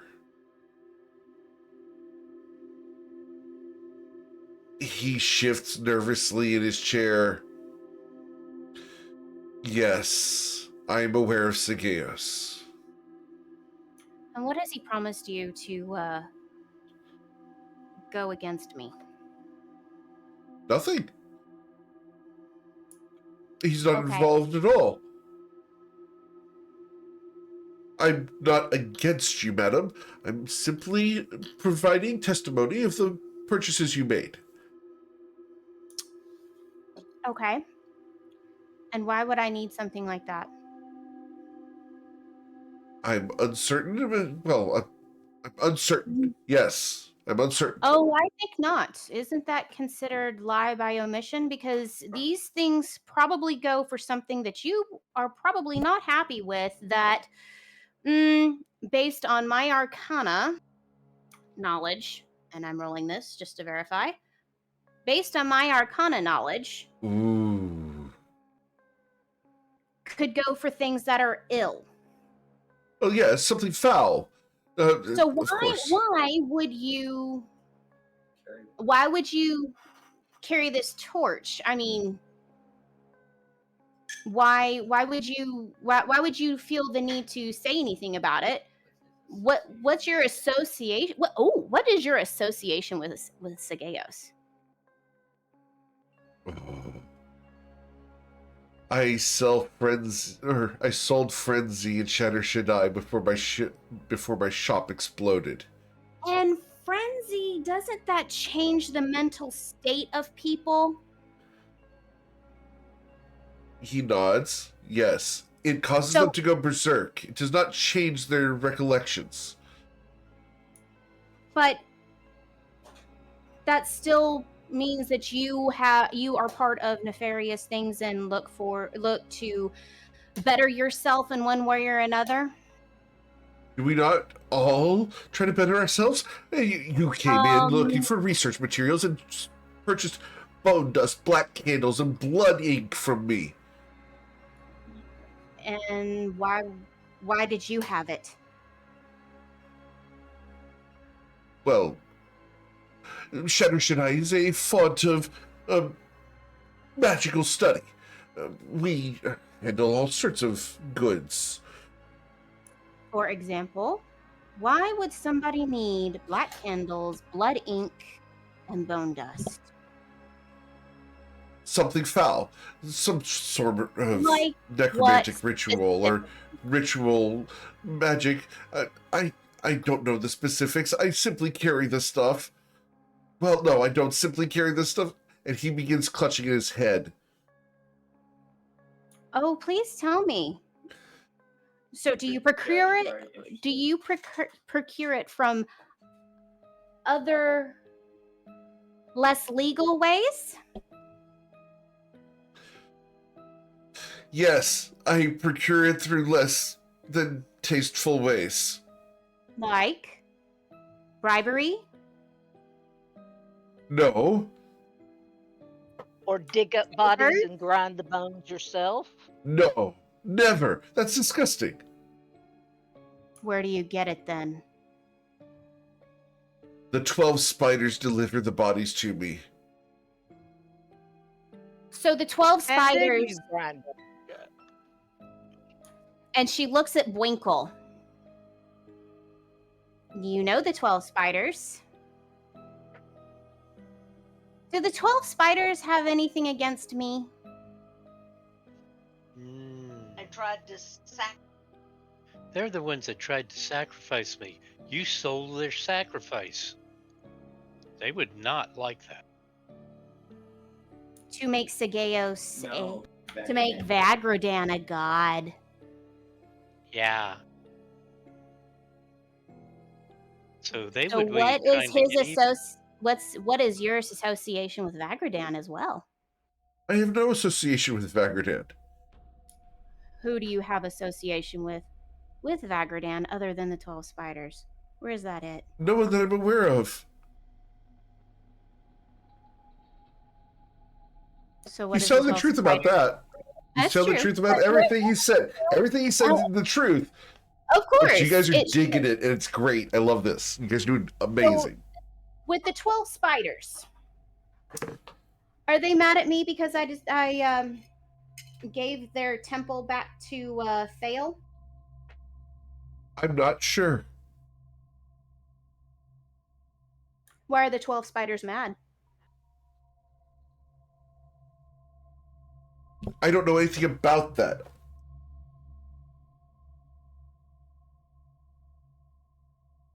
Maybe not personally, but what have you heard about it? I haven't heard anything about a temple to Thale being destroyed. The temple to Thale in Shadowshinai is strong. So why would they have it out for me? I don't know. You must have heard a rumor about it somewhere. No. I only know of you because you came into my shop. To procure Did you see her face? No, her hood was drawn tight. Am I wearing a hood? Am I wearing a cloak?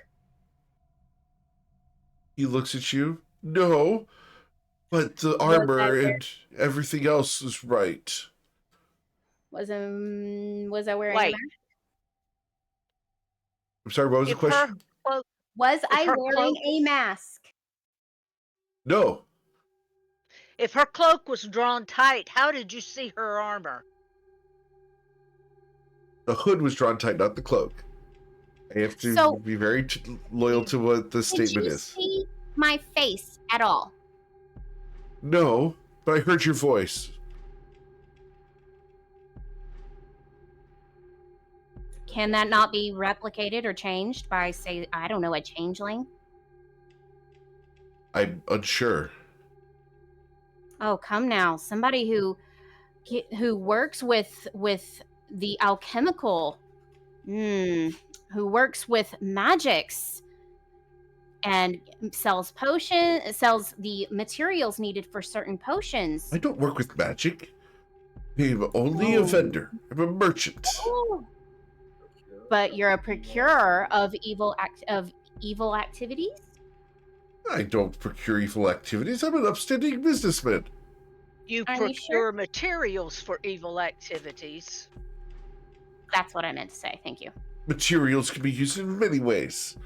What? Bingo! I'm not responsible for the way they are used. And you made an assumption So that this may is or all. may not be true. So this is all circumstantial. Is that what you're saying? I haven't said that at all. You made Well, an what are you saying? assumption. What are you saying then? I'm saying that you came into my shop late one evening with your hood drawn tight, asking for all manner of particular wares. Bone dust, black candles, blood ink. Items no decent soul should ever need. You paid in How do you full. know that? How do you know that? If So you you don't know will. anything about magic or potions. So, real quick, hold on. So you are telling this court before the judge that you are with 100% certain on the status of your soul for all eternity that it was Covet Von Sen that entered into your shop.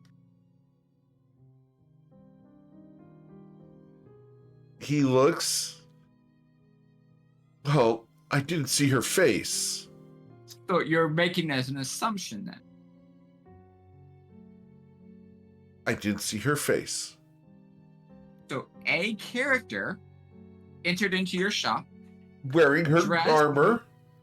wearing her armor with a hood over her face, procuring these items meant for ill. But you will not, on the status of your soul for all eternity, swear that it was my wife. I can't. Why? Because I am uncertain. No further questions for this witness. But with the ability to recall if necessary. All right.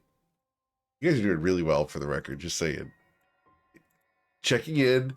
Are you guys doing okay as players? Thumbs up, yes? All right. I just want to make sure that you guys as players are doing well because I know this is complex and there's some PTSD behind the scenes and stuff. If you guys are cool, we'll continue.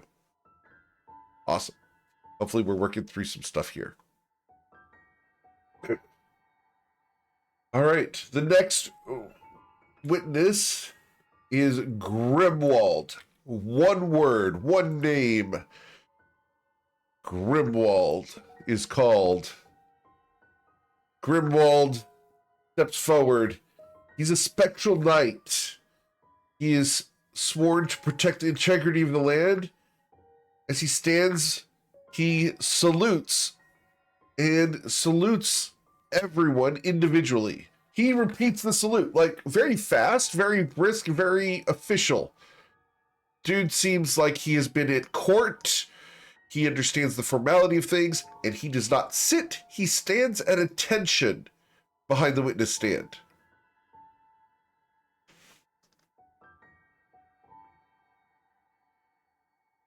Speaker testimony. It was her. I saw her standing amidst the ruins, her hands raised high, chanting words that curdled the very air. The magic she wielded was unnatural, the likes of which should never touch sacred ground. Oh, my heart, it fluttered in fear. The dead stirred beneath her feet, and the desecration was absolute. The seal, the sacred artifact, after she slew him, she took it. She clutched it in her hand. There is no doubt in my mind it must have been her. But you're uncertain. That's why you use that critical word of must have.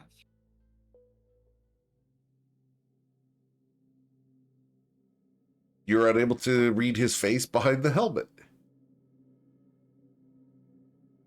Please, sir, state with the percentage of certainty that you must have been her. You are uncertain. It must have been her. There was no one else in the area. She matches the description precisely. She has So- the same mask, she has the wings, the armor, etc. So a character with a close approximation of my wife was at the general location. But you cannot, with certainty, state on the condition of your soul that it was my wife. It was someone who looked exactly like her. Sarah. So someone with looking like my wife was at that location, yes? Precisely as she is dressed, yes, but with a different hairpiece and a staff that looked quite evil and dastardly. So if somebody were to don your complete set of armor and to go conduct something at a different location, but because it looked exactly like your armor, would you be guilty? I would have been framed. Is there a potential on the condition of your soul and the loss of your name that that particular situation could be what you witnessed? Sir, unfortunately, those conditions cannot be met. I have already lost my honorable name due to fleeing in fear. You see, I fled from the sight of your wife performing this necromantic activity, and I drowned in the bay. From somebody who looks like my wife performing this necromantic activity. He looks at the situation. I fled from a woman who matches the description precisely that I saw your wife, the woman there, with several different accoutrements, performing a necromantic ritual outside of the tomb where she slew this brave Sir Knight and took the seal. And I fled, shamed by my own actions and my terror, into the bay where I drowned because my squire was not nearby. Oh, what time or period of day did this activity occur? At night, it would have been, easily, I suppose, past 10 p.m. I'm uncertain of the exact time. You see, I have a problem with drinking and alcohol. And were you drunk or imbued or have had consumed any type of alcohol at that point in time? Not in the past several hours. Did you consume in excess prior to that time? A couple of hours prior? I don't believe so, no. Was it greater than 3 Greater than 3 what, sir? drinks? No, sir. It was less than 3 drinks? Yes, sir. I had 2. And what was the content of those 2 drinks? The knight looks very uncomfortable at the moment. I'd rather not say, but Twilight will look at the judge. the and say judge the state of goes, this witness "You will is, answer." They are a local specialty from one of the local bars. It is called Orgy on the Beach. Twilight will look at the judge. I do believe that the statement of this witness is on condition of him being impaired due to consumption of the local delicacy. But it is the truth. That he saw an individual in close approximation to my wife at a location at point in time to be determined. But his mental state had been altered due to the consumption of that beverages prior to the activity. I love the fact that your real life experience is coming into play here. Good job. I watch enough true crime.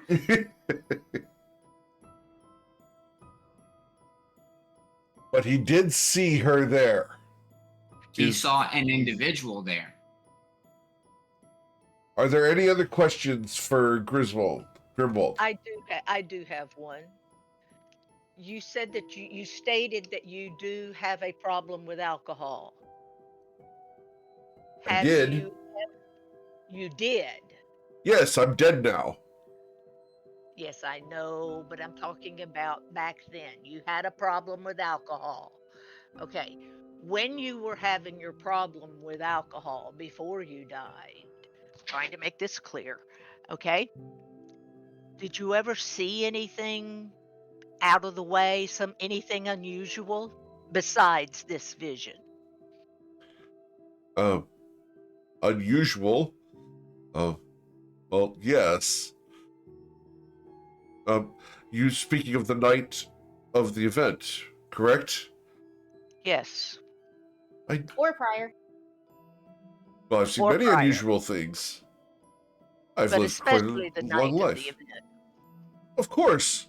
I did see something quite unusual. What did you see? It was horrific. I didn't think they existed, but there was a rodent of unusual size. An When RUS. when did you, upon seeing the terror of this necrotic activity being performed, decide to actually flee? Once the brave knight was slain, I knew that I couldn't really help. If he was slain so easily by her magics, I had no chance. So you stood there like a coward and waited for him to die before you decided that you were going to take action and flee? Yes, sir. I am shamed and So dishonorable. when did you see the RUS? Was this just before she came? Oh, yes, on my way to work at the graveyard, yes. Okay. Uh, So you stood there And waited. and waited. And so for the individual to die, so you basically helped me kill this dude? I did not help in any way. I did not cast any spells. I was simply By transfixed in not terror. By not acting as a knight should, you are going against your honor and your code. You assisted in his death. So you in turn are incriminating yourself, are you not?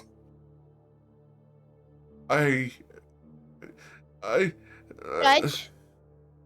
He is not the one on trial here. His crimes will Could be be. judged on his own directly after this trial. Good luck. The helmet bows. So then, sir, do you know that RUS's rodents of unusual size do not exist? I didn't believe they did. I have seen one. Quite terrible. Did you know that they can spew fire? Uh-huh. But there's always a pop hiss beforehand. Uh-huh. Twilight will look at the judge and say, this individual has summoned multiple witnesses that are speaking on terms of assumption and speculation. There has yet to be a single credible point of actual evidence. It is all hearsay.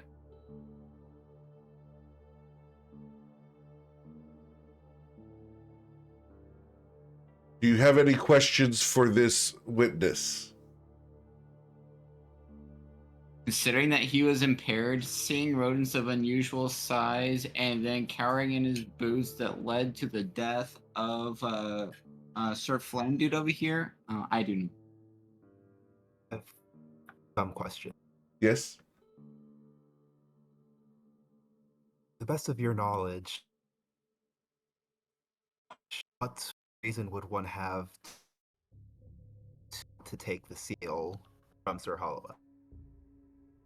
To undermine the power in Shedder Shaddai. To gain political favor from the Sultan. To manipulate and blackmail various noble houses. Who would have the most to gain from that? That I do Not not know. me. Of the noble houses, who would have the most to gain? I'm unaware. He legitimately does not know. He's not connected enough to have any influence in that. What is the influence of the 12 spiders in the city? They're criminals. They're scumbags. They're terrible ruffians who manipulate the black market. They're to be slain on sight. We know who they are, but how much influence do they have? A significant amount.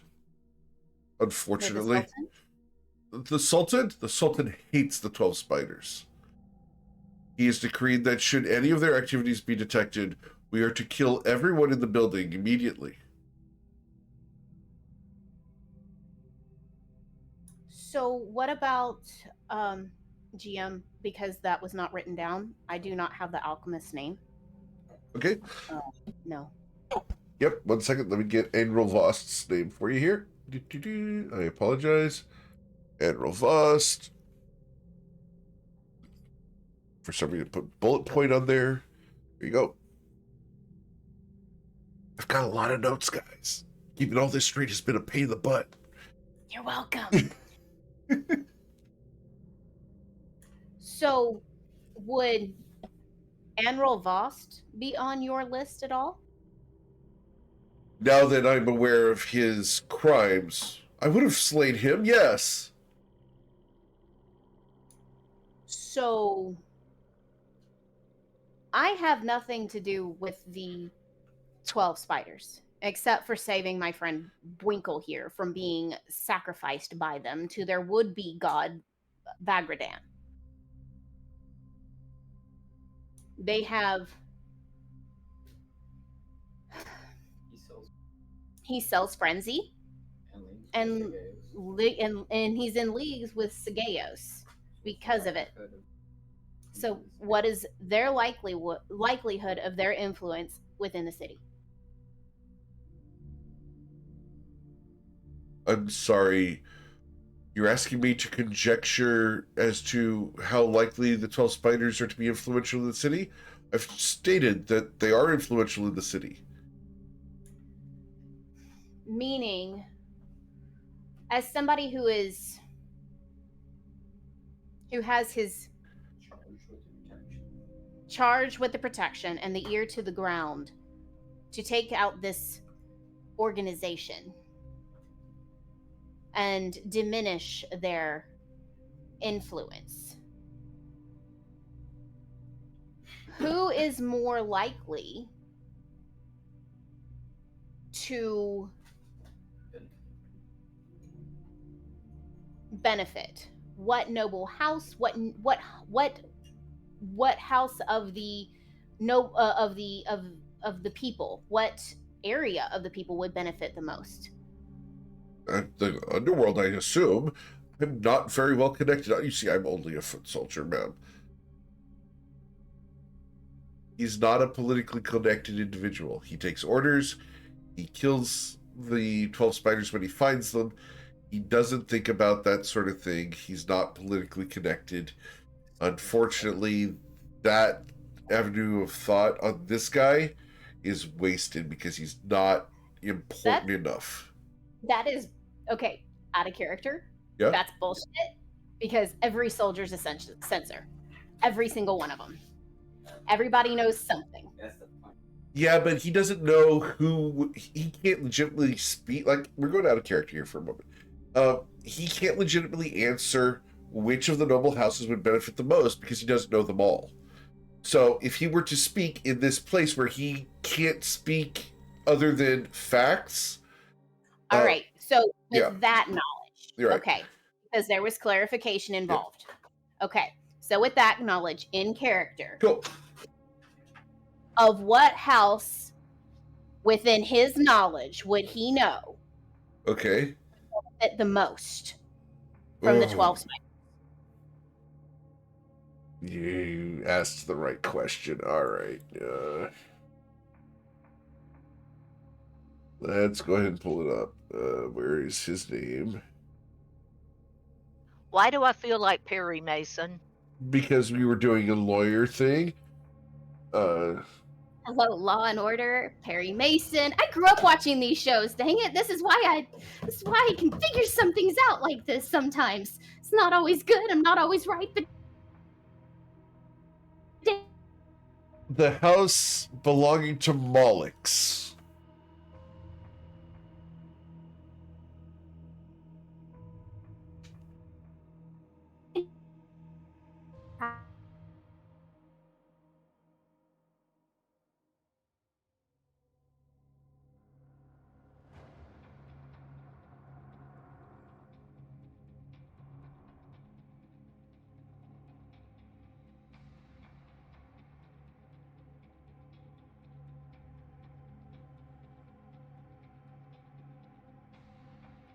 Are we there?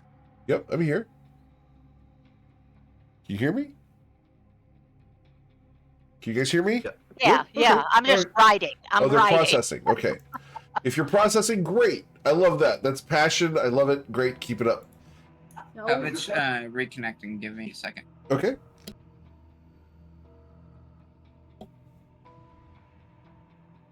And for the record, the Sunday group just had a connection when I revealed that Mollix is connected. Okay, so I need you to go back a couple of minutes. Yes, ma'am. Back to the house Mollix. Mollix. It's on the chat. The house Yeah, it belonging wasn't to there Mollix. Okay.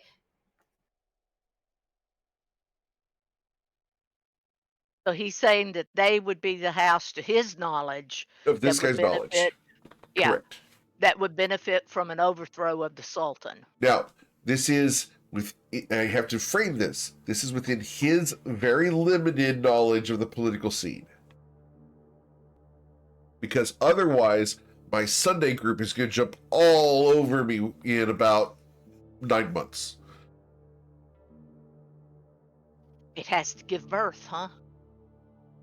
No. It's going to take them that long to get into that situation. I hope they live that long. They're currently in a really big problem. We'll see. Okay, so you said the house belonging to Mollix was the one that could potentially That he believes, in yes. his knowledge, we're framing it very precisely. I just have to be very precise here because my Sunday group is going to be dealing with Mollix a lot. So You guys may as well, but just tossing it out there. So, have you seen Covet Von Sen at any other location beyond that late night in the cemetery when you were impaired by alcohol of the local specialty? Would this guy have ever seen Covet Von Sin other than there? He will nod. I have. where? When? In Nausea. In the back alley. What were you doing in Nausea in the back alley? Abducting a renegade. Renegade. Yes. A traitor. By the name of? It was a mercenary job. You understand, I was paid and recruited, and I was recruited to abduct and take back a individual by the name of Bloodsword. That's it. And who were you recruited by? Oh gosh, Eric forgot her name. Crap. One sec, guys. Let me get her name. I literally just had a brain blank. I had her name in my head. Where'd she go? Arena Shadow Soul. Yeah, Neverina Shadow Soul. That's her. Yeah, it was not Sagios, it was Neverina.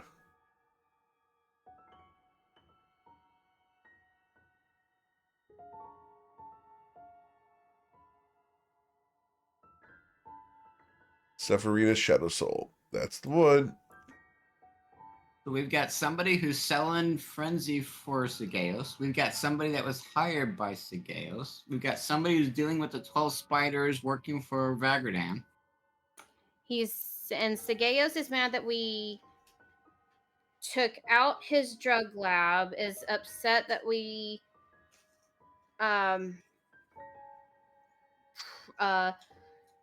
that we have warned certain people because we know that he's going to come after them.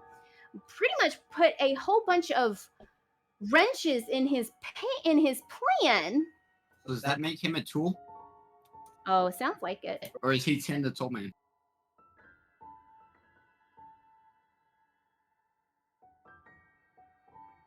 So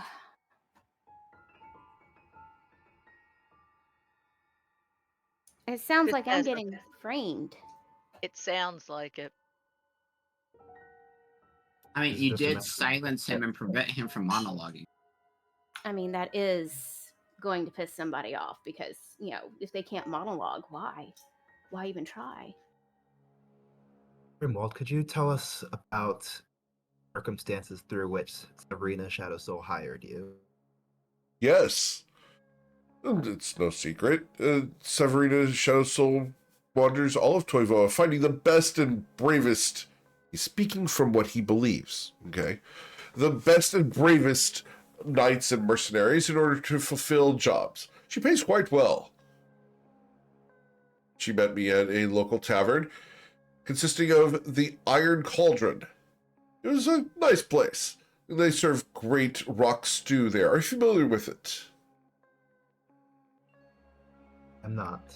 Rock stew, they start many years ago by placing a stone in the pot, and they constantly add things to it, and the stew has been brewing for years. Stone soup. Yeah. But I was at the Iron Cauldron and partaking in their delightful stew.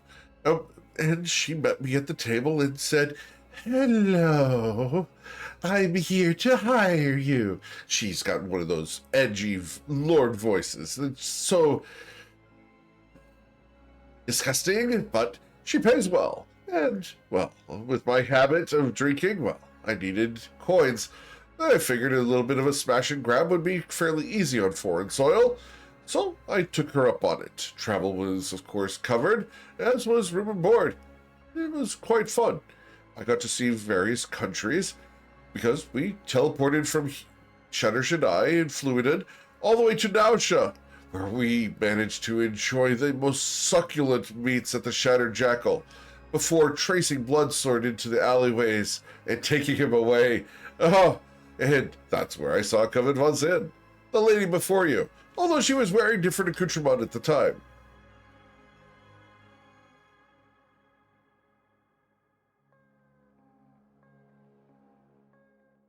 Couldn't I have been wearing different clothes then too? You were.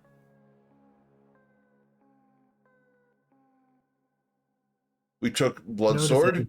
After we teleported away, we went to Australia, and I was returned here, after being paid, of course. Go for it, Islaren.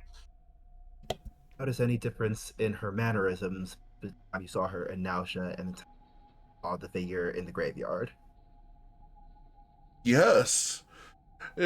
She seems now far more self-confident than she did back then. She also seems, if I must say, more deadly.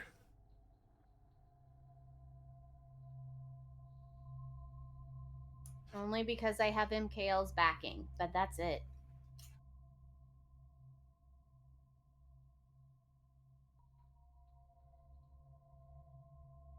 Did Sabrina's Shadow Soul make any mention of her employer? Yes. She stated she was working for a powerful wizard, someone known as Sigeos. He's a dragon. Just saying. Oh dear. A very powerful, big dragon. Oh likes to my. create frenzy. Oh, you mean I've shamed myself once again? Yes. Yeah, just a smidge.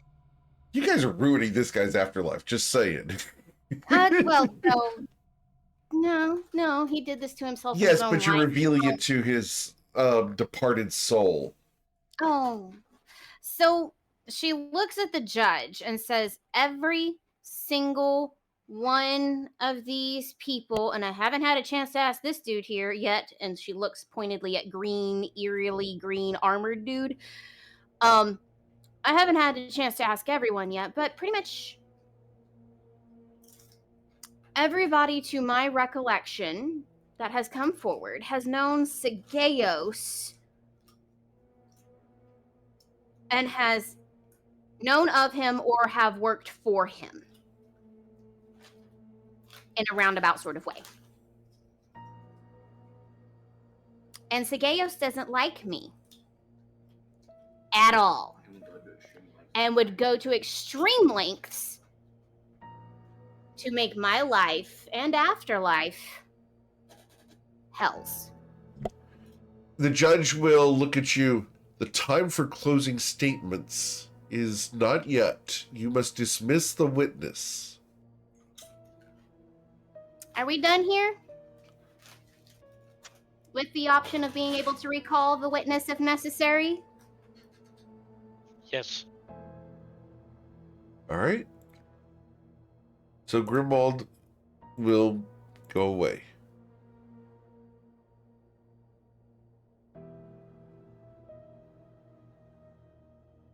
So, Jolly Green Giant, what's your another historic hearsay statement of assumption that you wish to bring forward? There was no hearsay. She slew me in the graveyard with necromantic magic, desecrated my corpse, and took the seal. She is guilty. I know she did it. I ask for Covet von Sin to take the stand.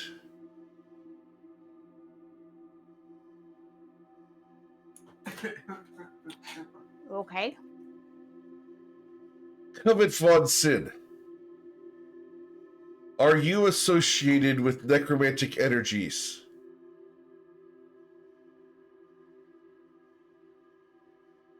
I am aware that I do have them through MKL's chosen.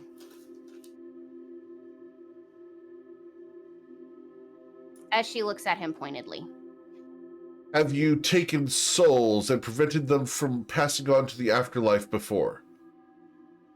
I have not personally, but the pin that I wore did, which is known as Kashana's pin, which I gave back to the chosen of MKL. Have you taken thralls under your command?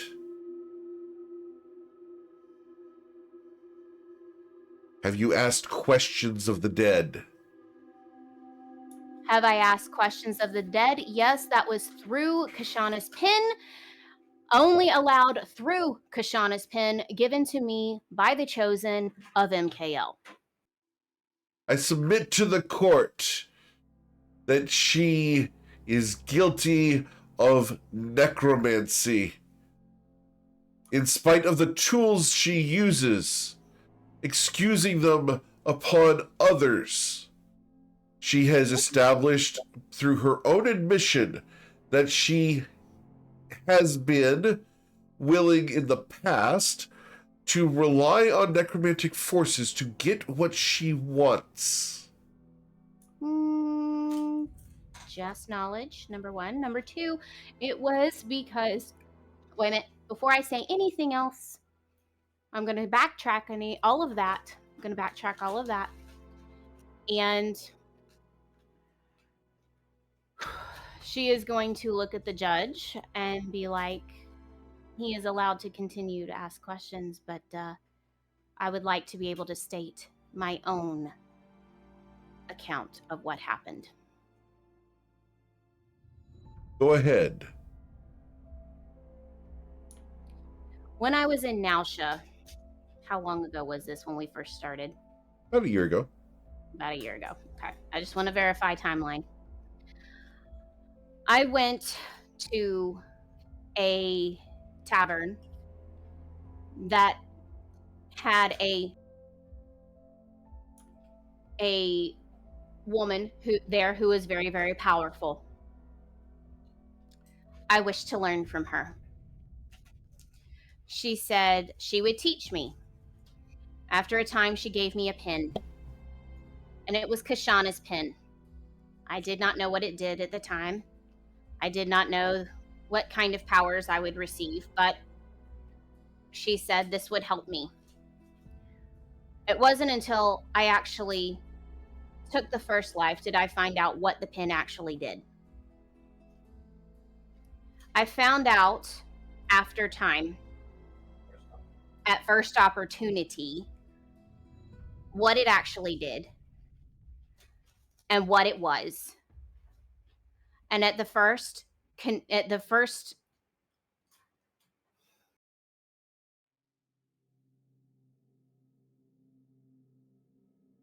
and upon immediate arrival at home, back to where my teacher, my mentor, my patron, it was located, I gave the pin back because it did not align with my beliefs.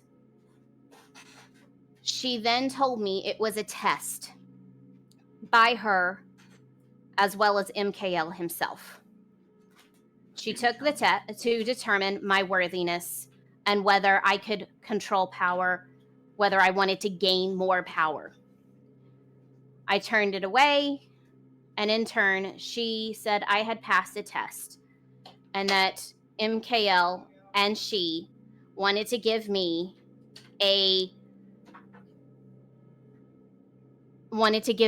soul render after I had given up the pin. Of course, I felt very guilty and very terrible about what had happened, even though it was a test.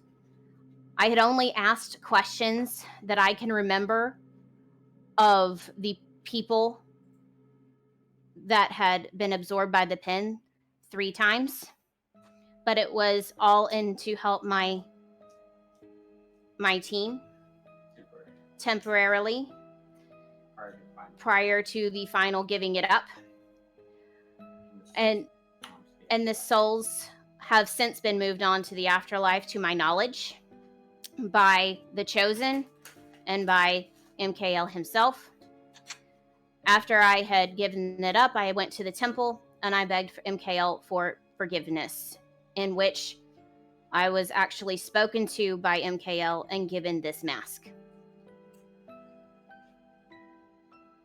Thank you for your testimony. Is there anything else you would ask of Covet von Sin?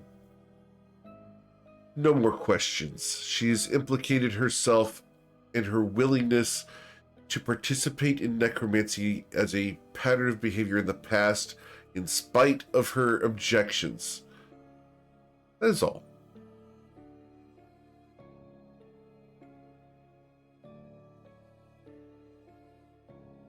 No more questions. The If I judge may. looks at you, at your defense party. Would you like to question the witness? If I may, Okay. Ms. Von Sin, have you ever seen me speak with dead people? Yes. And how did I do that? Divine magic. I use divine magic to ask questions of the dead. How many questions can I ask? It's 3. It's 3, correct? 3 questions. Does that mean I'm involved with necromancy? Wait a 5 minute. It's questions. 5 questions. It's 5 Yes. questions. 5. No, 3. 3, sir. No, 5. No, go on to 5. Go on to 5. Okay. 6 is right out. Right.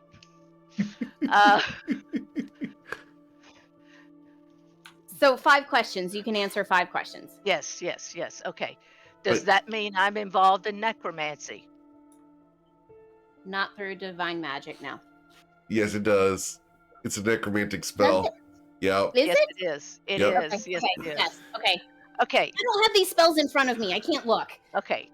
Where's your character sheet? I don't have it on there anymore because I gave up the pin. Okay. That's true. That's true.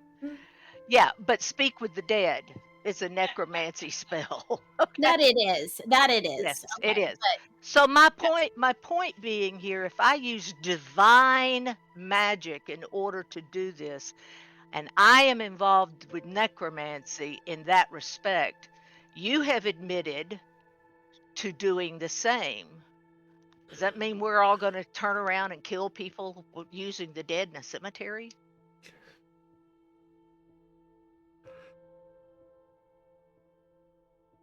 no. No.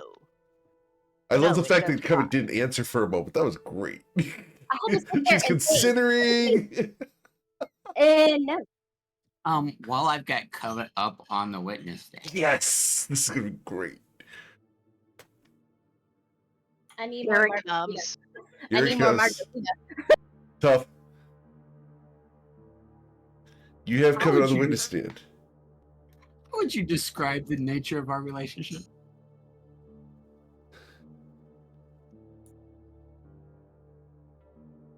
Ebb and flow. Please elaborate. Sometimes you're in charge. Sometimes I'm in charge.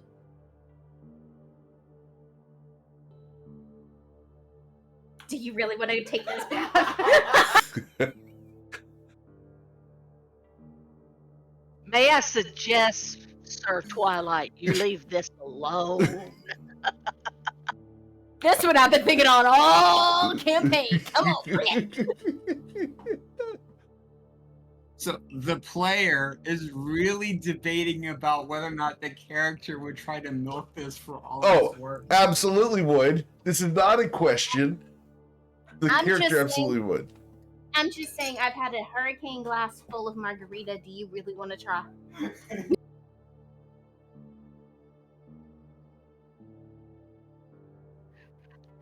How much fade to black do you want tonight? All right, Twilight, I'm going to give you one question just to get your shovel in the dirt.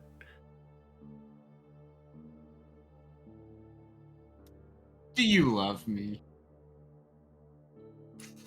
Yes. No further questions. She's in.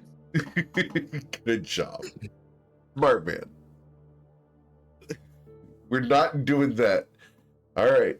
So, He wouldn't anyway. anyway. So, are there no other questions for Covet von Sin? The last one. Okay. As Islarin speaks up, the ambassador of the Protectorate, Covet, there might be a little bit of a pucker factor at the fact that Islarin's going to be asking questions. Of course, because out of character, is Lauren knows Covet pretty stinking well, so she's a little scared. I need a moment to actually figure out the right phrasing for this, but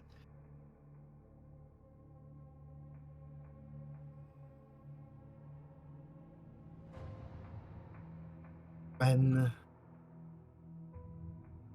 Sir Hallowell asked you if had taken any thralls, equated this with speaking with the dead. Do you view a moral difference between these activities? Absolutely. Why?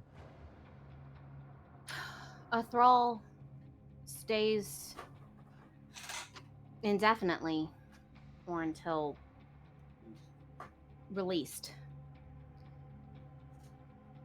But when speaking with the dead, you only have 5 questions. That's it. And I don't want a soul to linger. I want them to move on. I don't So, even want them to hang out. I don't even want them to stay to answer questions. I want them to go to their afterlife. And even though, and she looks at this glowing Sir Hollowell, and she looks at him dead in the eye and says, even with all the questions answered, I wouldn't even want to ask questions if I could avoid it. I would rather you move on. I would rather you go to your afterlife. I'd rather you see MKL himself. if he's your thrall, could you not release him? Ooh. I could. And so if you released him and he went on, that would prove that you had killed him, correct? Correct. So if you release him and he stays right here, that proves you didn't kill him. Yep.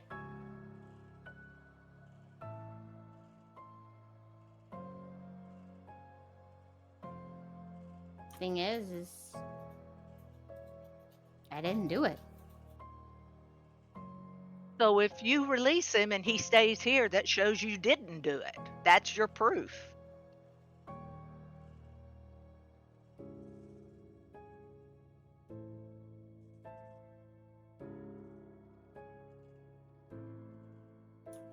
Not a vampire either. I smile really big. Show my teeth. Don't have fangs.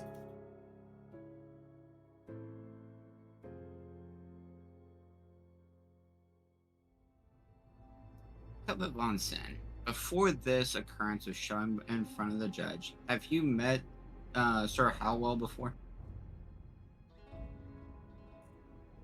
Not before this instance, to my knowledge. Do you own the ship Madagasmite? I do not own the ship, the Madagasmite. Are you the captain of the ship Madagasmite? I am not the captain of Madagasmite. Have you been to the city that Sir Howell is from? I have not been to the city, to my knowledge, that Sir Howell is from. You said long ago that you did a lot of traveling around before the campaign. I said to my knowledge. Okay. So this is to the player's knowledge. Correct, to the player's knowledge. Okay. So where you're going to go ahead and fill in a little bit here of past stuff. You have not been to Shatter Shaddai ever. You never made it down south of Corlin. Okay. So all right. Just clarifying that you didn't make it that far, which is why it's such a mystery to you as the culture and all this other stuff down there. Okay. So I look at Twilight and I say, I have never been to this city. Do you know what this seal is that is being referenced? Not a clue. Do you know who the Sultan is of this city prior to today? Would I know the name? Has that gone through? Yeah, you've known the name. Let me get that for you again. That one you would have because you would have done the research on it, because otherwise, like, all of the research you've done over the entirety of the campaign would be negated, and like that would be counter to your character, right? Oh, very, very. Because that's one thing that all my characters do. They are big researchers, minus Artemis.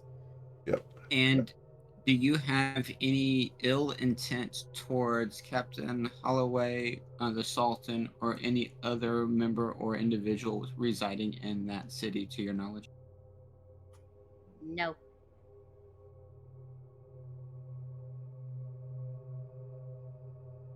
I don't have any further questions. Okay. I'm trying to find the name of the Sultan because I didn't think you guys were going to ask that one. I have to go grab it from the character sheet of the person who created it, which is, ironically, Bubble Laser. Ah! I love Bubble. Love you, Bubble. Thank you for doing, like, all of my art. She's amazing. All right. Yes. Trying to find it real quick here.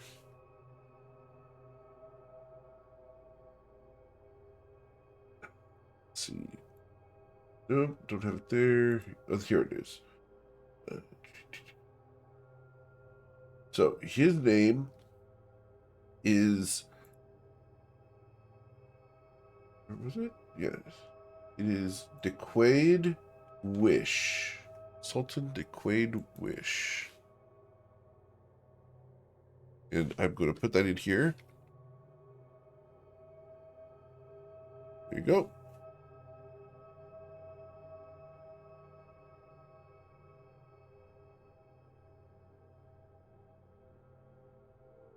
I get to put that on my NPC list this week, which is going to be great. Yay! I know who's going to do that for me. I have no idea. For the record, I'm just putting it out there. Everything is encoded for me. So please don't worry about spoilers. Because there's not. He's really good at putting in codes.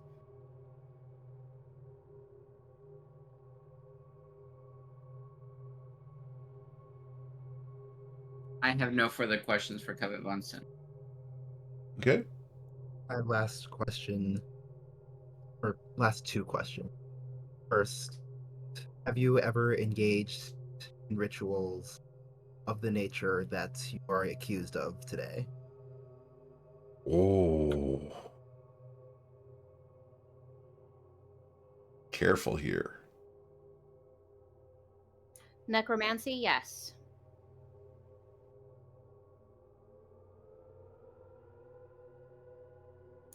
But Have any of those no, continue. You're good. You're good. Have any of those rituals consisted of reanimating the dead into corporeal form?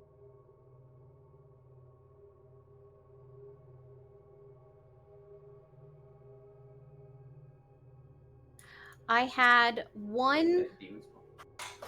What was that spell? Was it demon spawn? Something like that? I don't remember. Something spawn. Shadow spawn. And I did have that, but I did not like what it made people feel. I felt that it was not fair or right or kind. And I dismissed that spell. I did not use that spell ever again.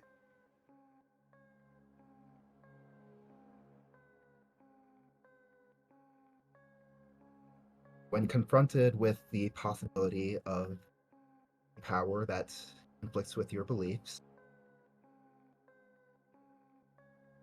between that and the pin, both cases have had that power once you fully reconciled that discrepancy in your beliefs and your action.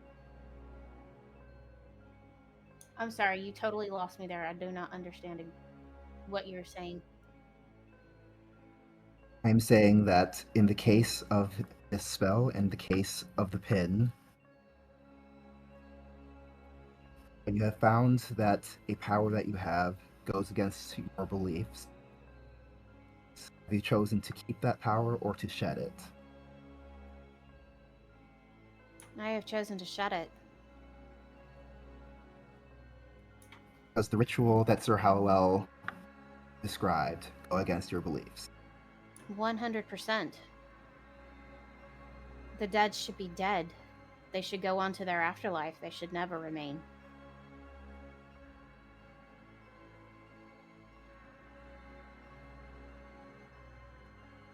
Therefore, given that it's not a ritual that you have engaged in the past, given that it thoroughly violates your beliefs, It is not one that I have is it one summoned. that you ever, that you ever would consider engaging in? In the future? Never. I have no further questions.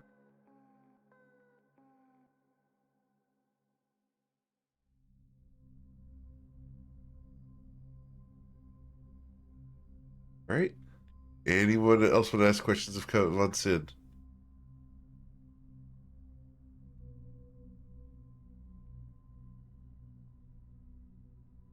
That's a no. All right. You may step down. Covet steps down and goes and stands by in between Twilight and Islaren. All right.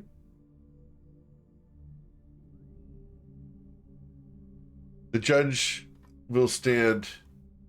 I will deliberate. Jury, provide me with your views on this case. We have a 5-minute recess. And the accuser will go and sit in a pew. And the judge is going to exit through a back door. The jury also leaves. You guys are left alone in this space for the moment. What would you do? Are you okay, Covet? Covet sits down on the pew that's directly behind her and just does that whole fidgeting, and she's like, I don't know. I really don't know. Twilight will just hug and love on her.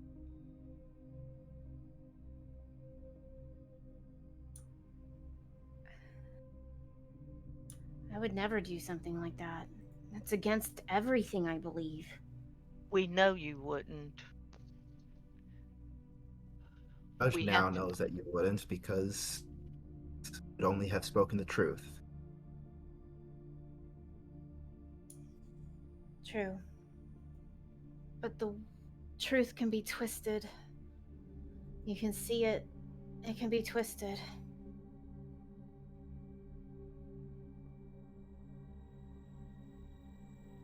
And she's sitting there, and like, she doesn't usually, like, her legs usually don't bounce. She's not like worrying her hands usually. She usually has her posture of the noble, prim, proper, but here you just see a totally different Covet.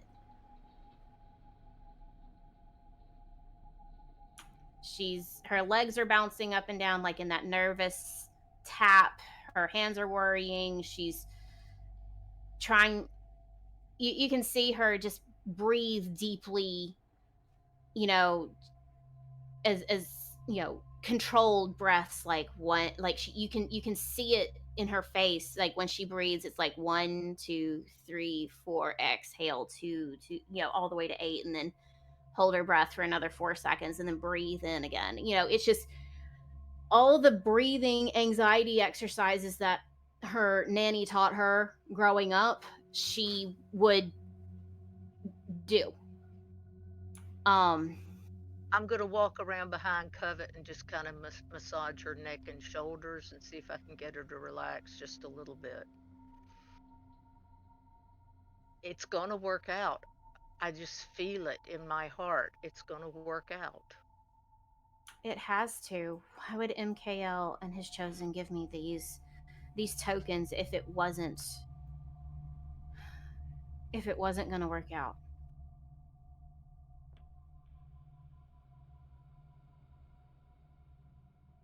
We just have to have faith. I have to have faith.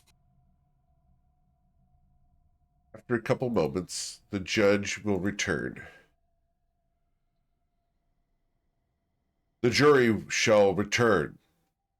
The various spectral entities file back into the jury box. As they do so, your accuser stands once again.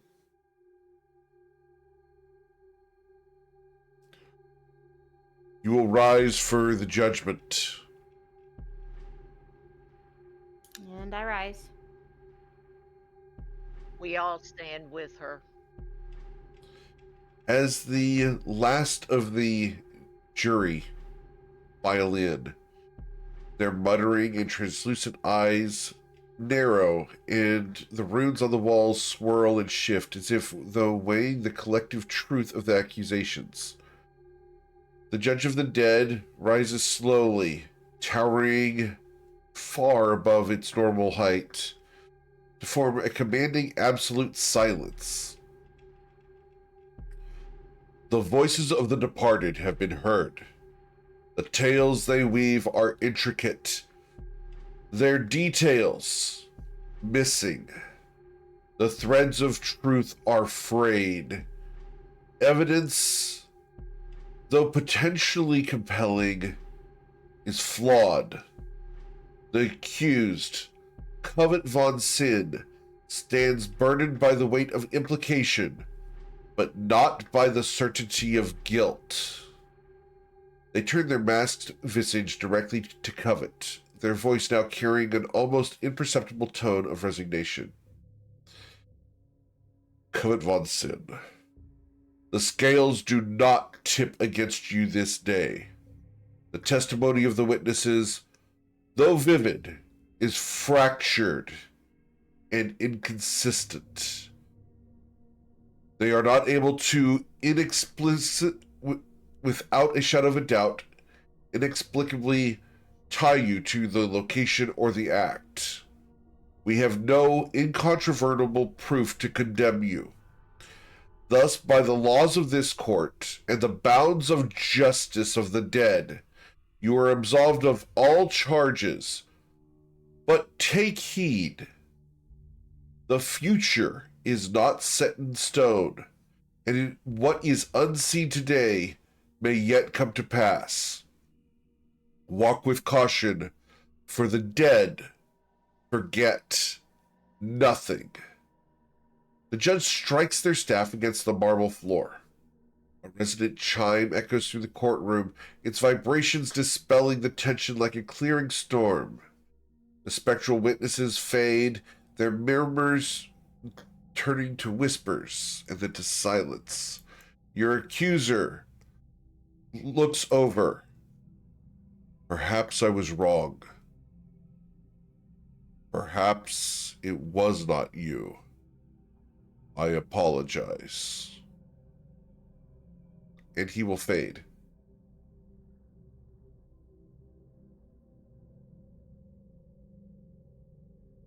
As you stand here, the chamber begins to slide downwards, like smearing.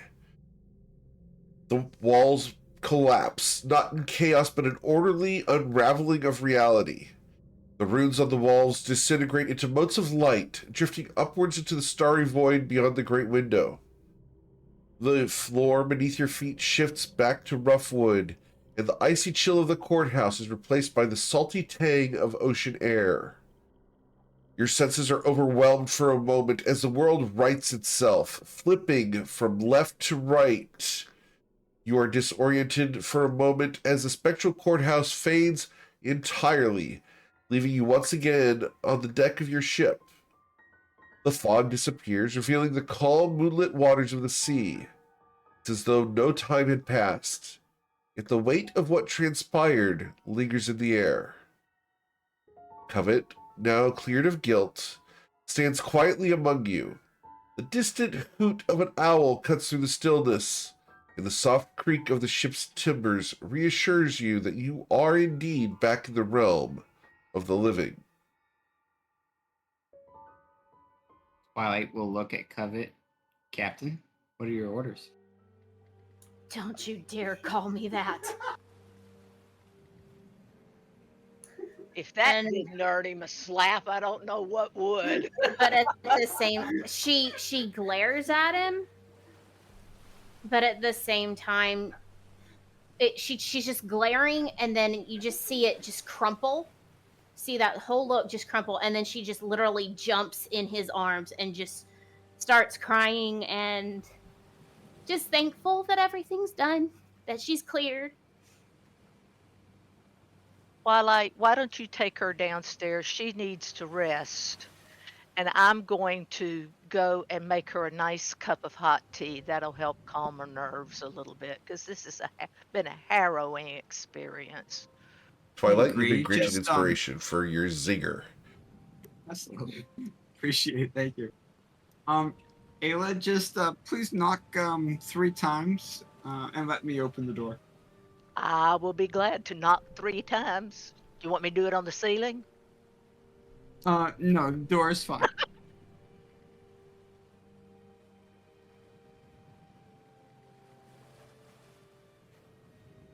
Great.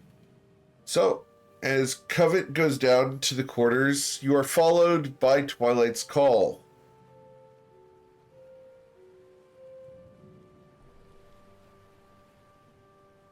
Covet? He opens the door, caring about you. He carries her in there. Carries Princess you style. in. Awesome. Princess carries you in. And then what, Twilight? I help her relax and to work through everything that she's got going on. Okay. Usually involves like a lot of talking, and there's usually a lot of crying and tissues, and then just cuddles. Awesome. Cool. Knock, knock, knock. In the middle of this crying and tears and cuddling, there's 3 knocks at the door. Covet, you know that 3 knocks means someone expects you guys to be engaged in some activity.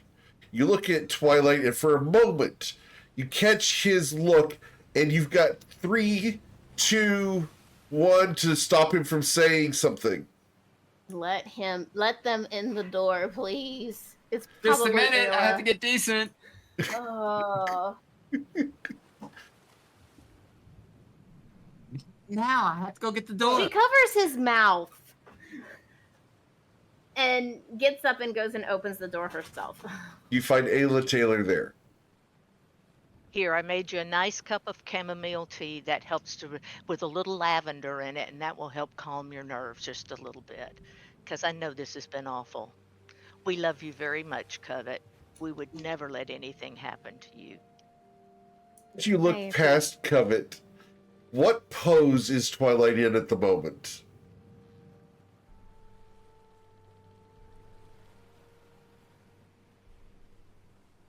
You're not transmitting, Ayla. He's laying across the bed with his hair flung behind his shoulders with this wicked grin. Is that correct, Twilight Skull? It's pretty close. Yeah, pretty close. Understood. As There's- he... Go ahead. Go ahead.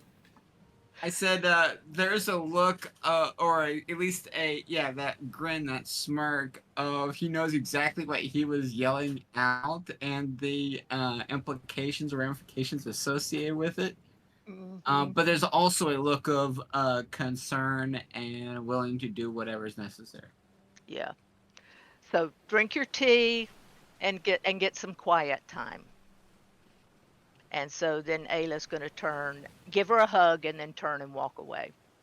She returns the hug and just kind of nods. She doesn't want to say much, just nods. And closes the door. Okay.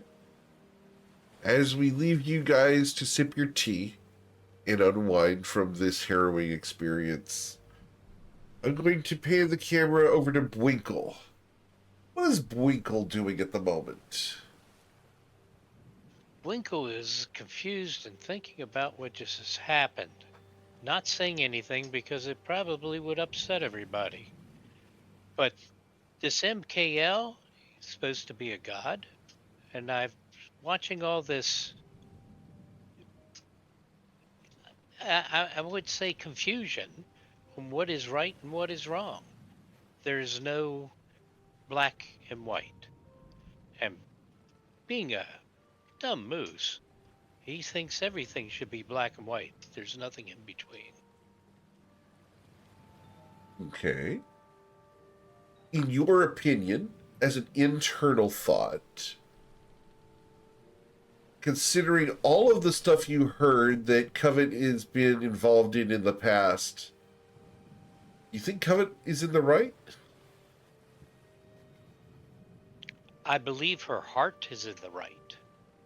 Not always her actions, but none of us actually have where we're always in the right. Interesting.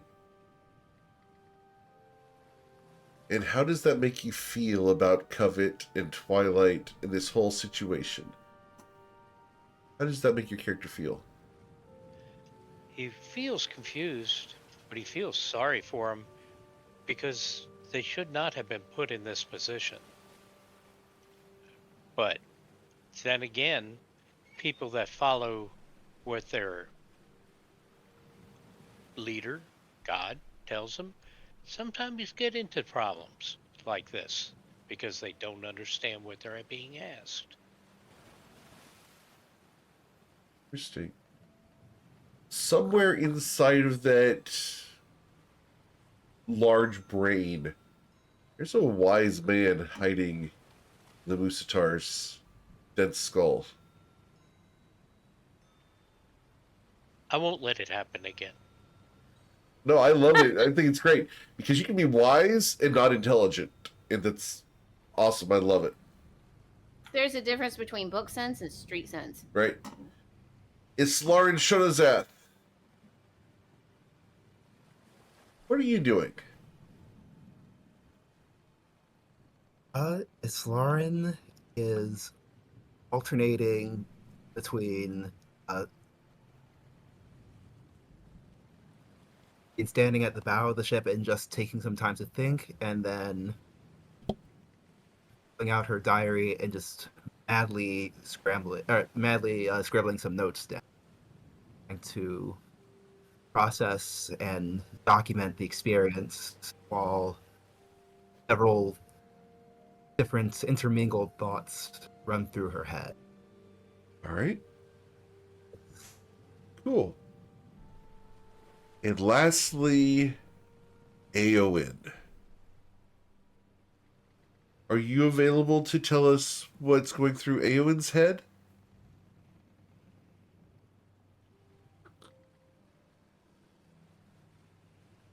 Are you there? Well, I was a bit ready to fight the judge if he declared her guilty. Aw. But I'm just glad it was resolved. So as you come off of that adrenaline high of challenging the arbiter of death and the afterlife, and when you look off, good. I mean, I don't care about how high power they are or if they're a god. I mean, if anyone's starting my party, I'm willing to fight with them. Understood. Amen. I love you, Aowen. You're so right. You are so right. As Aowen is more determined now than before to protect the people of the ship, you stare off in the distance, Aowen, and you can see far to the south the lights of Chunju. And we will come back next week to have the landing of Chunju. Figure out what happens next, as it really is us against the gods. As always, guys, thank you so much for choosing me to be your GM. There's a ton of amazing ones out there, and I'm always thankful you choose me to be yours. I hope this was an engaging episode where we got you guys some lore and made you guys think a little bit. We're not going to be doing this often, but this is an interesting exploration of Covet and what is going on in the area around where you guys are going. We've established a ton of new things today. If you know someone who wants to play one of my games, send them my way. I'd love to talk to them. Either doing a one-shot or getting into a campaign slot, send them my way. Also, check out the Holiday Iris Magnets up on gameric.com. They're available for a limited time, and these are guaranteed to prevent rust monsters from showing up in your kitchen or near your car. If you do see one, take a picture of it and one of the rust monsters, and I will give you your money back on your magnet. Otherwise, guys, have a wonderful week. Please stay safe. We'll come back next week for the next episode of Us Against the Gods. And tomorrow morning, we are engaged with the Beneath Fallen Skies group as they are currently talking to Orthrixon, Lord of the Skies. We'll figure out what's going on with them, and if they manage to TPK thanks to a misplaced word. That's all it'll take.